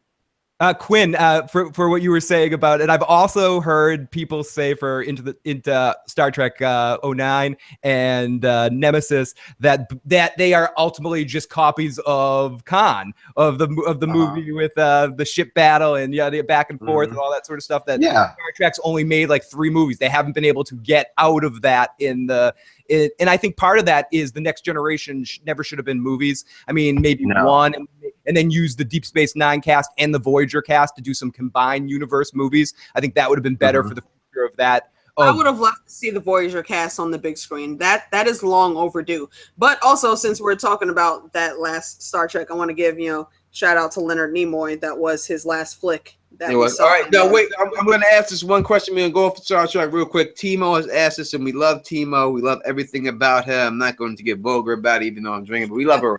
We love everything about it. All right, I'm just gonna put it like that. We love everything about the Jello shots. We love it. We love it all. At least I do, without a doubt. And I'm going to say that. What about Vikings? Now we have seen Ragnar Lothbrok. He's gone. All right. God bless him. When we look at Ivar, and I look at these guys, and I look like his other son gonna marry Lagatha. Me personally, I don't like it. I don't see it, and I don't think that the show survives without this dude. What do you guys think about the show? With killing off the main character? I mean, it's not like killing off Ned Stark. I think it's a totally different situation here. Killing off this guy is a true star of the show. Basically, like killing off a Jon Snow situation. And depending on these side characters to hold it down, do you think that it's any way it could be successful? I've often feared, because I've talked about Vikings for a few years now, they put this off for a while because, and I'm sure Alicia will pop in on this from a historical standpoint of what we know here and there. They kind of put off killing Ragnar, but to proceed in Viking history, they have to do it. But it's like they're biting their own ass there, because I agree with you, Tony. Part of the magic of that show was Travis Fimmel, I think that's his name, his acting ability, not even like his looks, his vibe, and it's going to be tough to recreate that. They're going to have to cast out. I think Ivar is a good touch, and I liked him a little bit better as a supporting character with Ragnar, but I don't know if the show has long-term legs without him either. It's going to be tough, and they needed to do it, but they need to bring in another great character, another great actor to bring in another era of the show, and I don't know if they can do that. Casting is tough, and they got lucky with Travis, who was like a model turned actor and who just was perfect for the fucking part. And kind of was learning on the job training a little bit with that role and became something great with it. It's going to be tough. I agree with you, Tony. I'm worried about the show long term. I think that they're falling into that. What happened with Spartacus? It's not Spartacus's fault. They casted the right guy as Spartacus. Unfortunately, he died of cancer. And stuff like that. And then it fell apart. To me, it fell apart after him. He was the show. It showed how much of the show that he was when he passed away, and they tried to recast the character and everything else. They tried to go, we're going to do someone else. We're going to bring someone else before him, and then we tried to do. It just didn't work for me. What about anyone else watch Vikings here that has any comments on Vikings? Yeah, it's pretty much what y'all said. I mean, but again, to touch on what Phil said, you do have to move the story along. He is he was a great character, great actor, yes, but the whole story isn't just centered around Ragnar. There is more to come in. However, for the show standpoint, the business is the business. You gotta pick and choose who's gonna be great and who isn't. And if they make the wrong choices, it's not gonna work out too well. Also, I think a problem with Spartacus was too, they killed Lucy Lawless in The Master too quick. I think they should have had him stay in that position as this champion for maybe another year, and then went with him breaking free. Because I thought that Lucy Lawless and the guy who played her husband brought a lot to the show. And I think the guy from The Mummy. Getting rid of them, when you got rid of those people and you put them in that position, I think that ultimately fucked the show up. They shouldn't have killed those people off. It was too quick of a closure for such a situation to happen. That's a situation that takes 2 to 3 seasons to close. You know what I mean? Not all done in one season. He gets his revenge that quick. He beats the best fighter, the Orgulus, and everything else, undefeated champion. He does all that in one season. It's just too much for one season. You know, it's like you were just only planning for one season and that was it. And you should have ended it right there. Because every highlight you gave him, you really gave him in that season. Everything else was pretty much downhill. Damn you, Timo. Now it's stuck in my head, too. My cock rages on. My cock rages on. Yeah, it was like, like when I look at South Park, like they spoof every show. I don't know why they didn't spoof Spartacus, like the screaming and the blood splatter. I would think that would have been like something that they would have definitely did, and it's something that they didn't do. I think that that's what the only thing that they ever messed up on in South Park is doing that, because that whole every episode, and I think when they changed the chick that played Crixus's girlfriend, I did not like that. Oh yeah! Oh my God! She like the other one. I'm sorry. She just looked way better, and I just like she did. I don't know, and she was a better actor too. I feel like the one after that kind of sucked. She sucked. I mean, she's a black woman and she's a beautiful black woman, but she didn't compare to the first one. I did not feel the same emotion that I felt like in the first one. Like I felt bad she was getting fucked by these other. The other chick was like, go ahead to fuck her. Yeah. Look, when they found her, I was like, who is this bitch? This isn't her. Like I noticed immediately that it wasn't her. And they moved her over to like, that's the chick who played Amanda Waller, right? In like Arrow and shit. And she's too skinny to play Amanda Waller. Amanda Waller, that's not something part for her. I think Viola Davis. Yeah. I mean, but look, Viola Davis is Viola Davis. Whatever she plays, she's the greatest actress in Hollywood right now. Yeah. Period. I don't think anyone can even debate that there's anyone better than her right now in Hollywood. So I think that any role you put her in, no one's topping. You know what I mean? So that's just the bottom line. You put her in The Color Purple, she outperformed Whoopi and fucking and Oprah. That's just the way it is. Yo, don't say that. Don't compare them. Fly ass black actor. Alfred Woodard. Alfred Woodard in a fuck. Not damn it! You almost had me saying Iron Fist. Not Iron Fist. And Luke Cage. You think about Alfred Woodard from back in Scrooge when she was with Bill Murray. And look at her now, badass. we talk about Quinn. Don't play what for Color Purple. Whoopi? What are you talking about? Yeah, don't ruin that movie. That's such a good movie. That movie is perfect. If people have not seen The Color Purple, I watch that at least once, twice a year. It's a beautiful movie. It's the only movie to this date that I cry every time I watch the ending. I cry with happy tears, but I cry every time I watch The Color Purple. I love The Color Purple. God is trying to tell you something.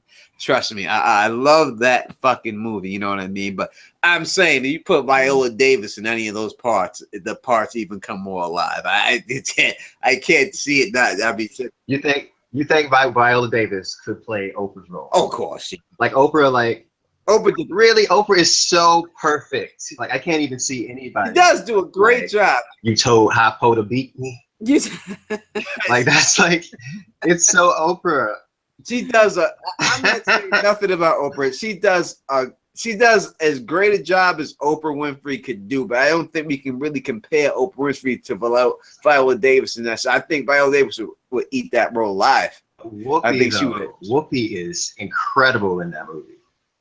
Yeah, Whoopi can't be replaced, because I don't think you can get the look that you're looking for from the face, the feel for that role, from anyone else than you can get from Whoopi Goldberg. You know what I mean? Because when Todd Fowler, you shut your mouth right now with that blasphemy. When you get Whoopi and you get the whole with her and Suge Avery, her not feeling beautiful, and Suge Avery helping her feel beautiful about herself, and the whole way that Suge, she strung out both of them. She strung them both out, Suge. She had them both wanting to come home. Right. Yeah, she did. Especially in the book. That role was expanded a whole lot more in the book with their interactions, her and Celie. Oh, yeah. You had to. Steven Spielberg, he ain't producing nothing crazy like that. He had to keep it short. You know, he wasn't. But it all works. It's all perfect. It's a beautiful movie, and just like, you know, some movies can't be touched. You know, that movie, Dirty Dancing. Even when they were saying we're gonna get Ronda Rousey to redo Roadhouse, no, you're fucking no. Roadhouse don't need to be touched. They should have never touched Dirty Dancing. They should have never touched any of the other shit that they've done on live musicals. No, and I love Amber Riley and the role that she plays. I beautiful black sister. Love her from Glee. If y'all don't know, that was Mercedes I watched Jones. every episode of Glee. Her songs are the best. Oh, always, dude. That duet she did with Court Overstreet for the Michael Jackson episode. Oh my goodness. Her version of "I Will Always Love You" and stuff was the best version of that. Besides Whitney's, she killed it, didn't she? Oh my goodness. There's not too many people that can top Whitney, but Amber Riley held that damn song down. I love Whitney. Like, oh my god. Like I love like vocalists and like singers and shit like that. So like I'm like a huge fan of like Whitney Houston in her prime and like Mariah Carey in her prime. I would hope like, so honestly, with that amazing voice you got. Like I might go on a tangent. Like Mariah Carey in particular. Like I think like in her prime, she's sick. She was sick. Like she is one of the greatest vocalists of all time. Like I've never because she's a lyric soprano. Like I've never heard a lyric soprano with that much resonance and like power and like range. And like all of her notes are so sharp. Agility. I'll tell you one time. There's one time. It was VH1 Divas, the first one ever. Watch this. Watch that. Watch the end. If you watch the end, you see Mariah Carey. She's on stage, and Aretha Franklin's on stage, and they're singing the song. And Mariah Carey tries to out Aretha Franklin. Nope. Good luck with that. Good luck. Shut down. Aretha shuts her ass down so fast. And you can see that she's trying to do it. And Aretha's like, what?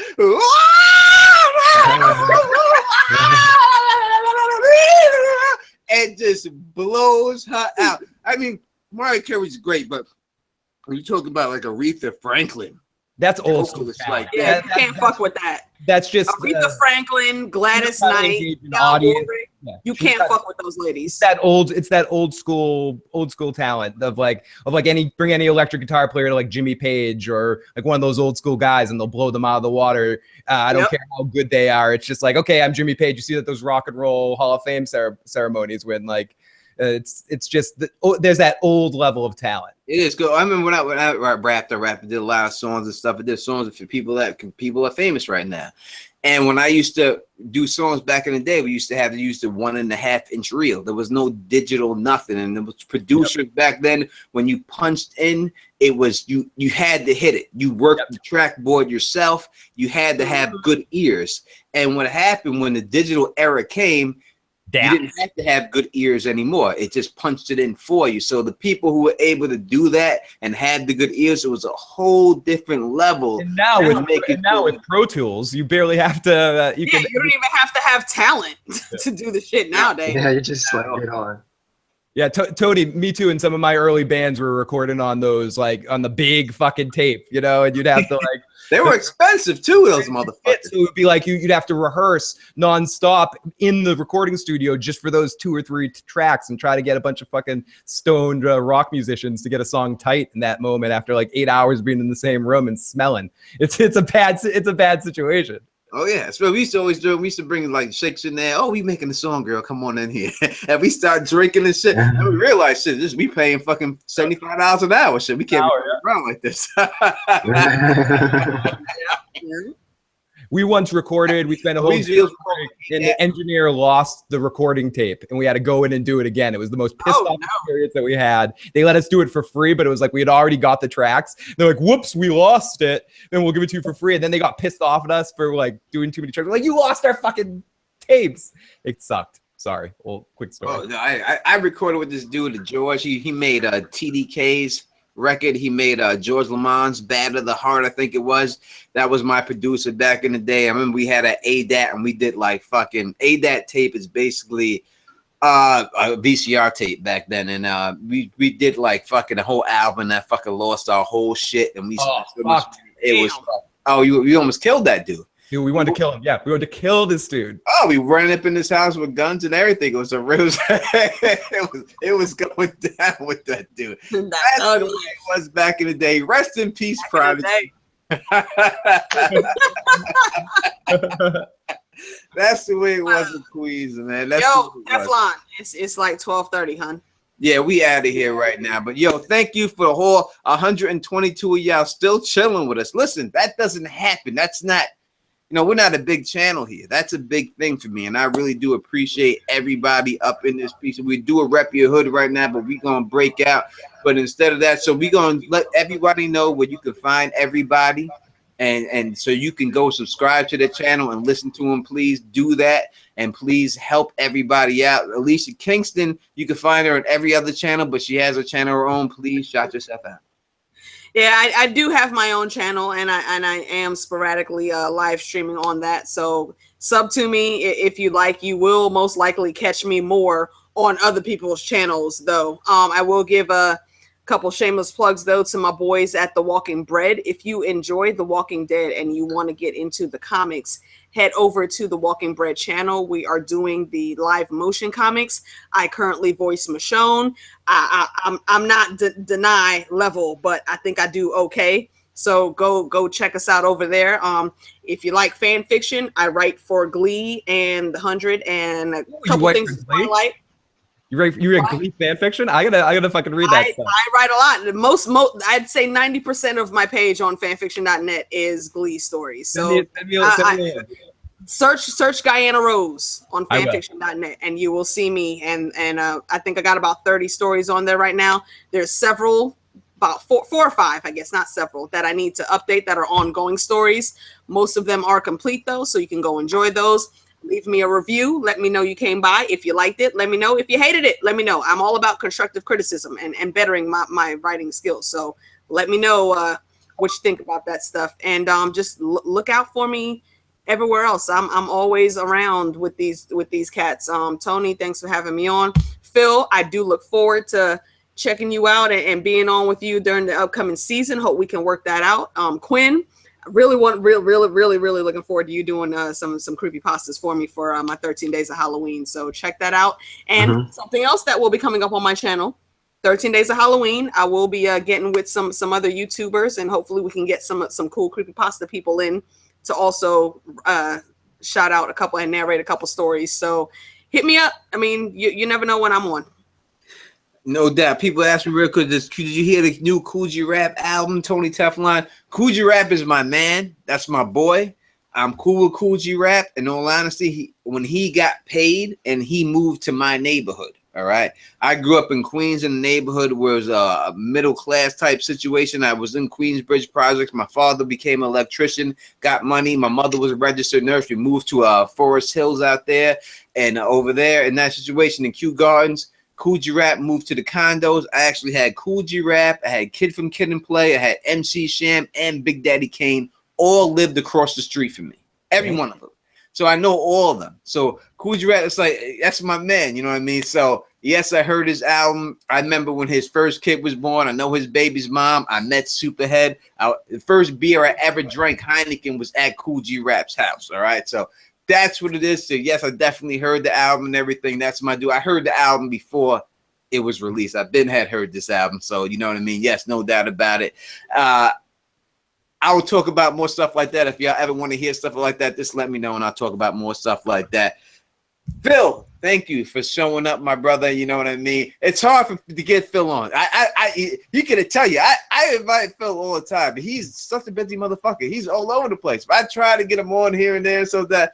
Thank you for jumping over me. Right now. I really appreciate it. I'm glad the timing worked out and that I'm on here. We haven't done a lot of things together, but I look forward to many things in the future. And it's always awesome to talk to you, Alicia and Quinn. It's awesome to meet you and get to talk talk some Star Trek and some Game of Thrones with you and hijack Tony's channel into a Star Trek discussion. But if anyone wants to check out more of my stuff, come on down. Phil the Issues guy, Phil's Recap and Review. We talked a little bit about it earlier. We do recaps of shows right after they air. Some pre-recorded videos and silliness too, but mainly all live streaming and podcast form, long-form discussion, a lot of interaction with the chat, a lot of fun. Game of Thrones is going to start. We're going to be doing 3 podcasts a week about Game of Thrones. So definitely come over. And if you haven't already, subscribe. And again, huge thanks to Tony and everyone for having me. I look forward to a lot more of these kind of things in the future and being around more and being able to pop on in. So it's good to talk to you guys. No doubt. I'll tell you a quick story real quick. It's a real quick thing. I remember me and my peoples, we were outside, we were chilling. Some of my man Fred Johnson stole fucking MC Sham's fucking Jeep. We all jumped up in the Jeep. We were rolling out the Fresh Meadows. Something in my head told me, Tony Teflon, jump up out the car. I was probably like 15 years old this time. I jumped out the car. Me and my man Gary jumped out. We didn't go. They went down to Fresh Meadows. We had beef with these dudes in Fresh Meadows. My man Fred Johnson wound up running over a kid, went to jail, did 17 years after that when he was 16 and got out after that. He was in Scared Straight program. But that's a little situation that goes on from the hood. But he hit the kid in the car. He was chasing the kid, and the kid ran across the car. He wound up hitting him. The kid wound up dying. He wound up going to jail for manslaughter. Did all them joints. That's what it is in the hood. That was MC Sham's Jeep. And when Slick Rick went to jail and he shot the dudes up, that was in my neighborhood. He had beef with my man Perry and my man Clay. That was actually my older brother Wayne's friend. He shot at them, and when he tried to drive away, he crashed his car into the Project Police Station, and that's how he got caught. That's why Slick Rick went to jail. But that was around my way. If you ever want to hear any more hood stories like that, I could tell you millions. I know Prodigy. I've met him a couple of times and stuff. Been in the studio with him. I could tell you a couple of stories and all of that. But if not, we're going to step this off right now. Quinn, Ideas of Ice and Fire. If you don't know him, Quinn, please let people know where they can find you. You can find me on YouTube, Ideas of Ice and Fire. I do a Song of Ice and Fire theories, and I narrate chapters of books sometimes.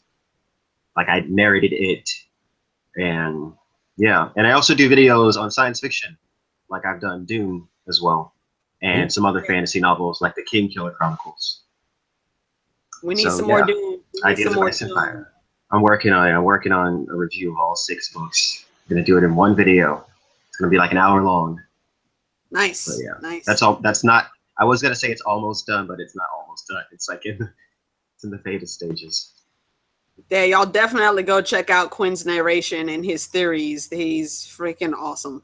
As I said, Quinn, he's the one who really popularized the R plus L does not equal J series. And that's the bottom line. Anyone can say whatever the fuck they want to say, but truth be told, it was him. You know what I mean? And that's the bottom line. So thank you for everybody in the chat joining us. Thank you for Timo, everybody else, and all that. I was going to say something crazy, and I did. Yeah, don't do that. Weird Al. Weird Al is my dad. I'm not Weird Al. Weird Al is my dad, William. So I almost said something crazy. I really did. I was going to say, thank you, Timo, and them titties. But I did say it. Hey, that's enough. You better be careful. She'll lock you in your basement, Tony. Thank you for everybody in the chat. I love you, Timo. You on my personal Facebook page. You know how much I love you and all that. And I respect your whole life and your relationship and everything else like that. You know, just bugging them, drinking. If you like the way we do this, please thumbs up this. Please spread this across the realm and please subscribe. And until next time, you know who it is. Peace and stay sexy.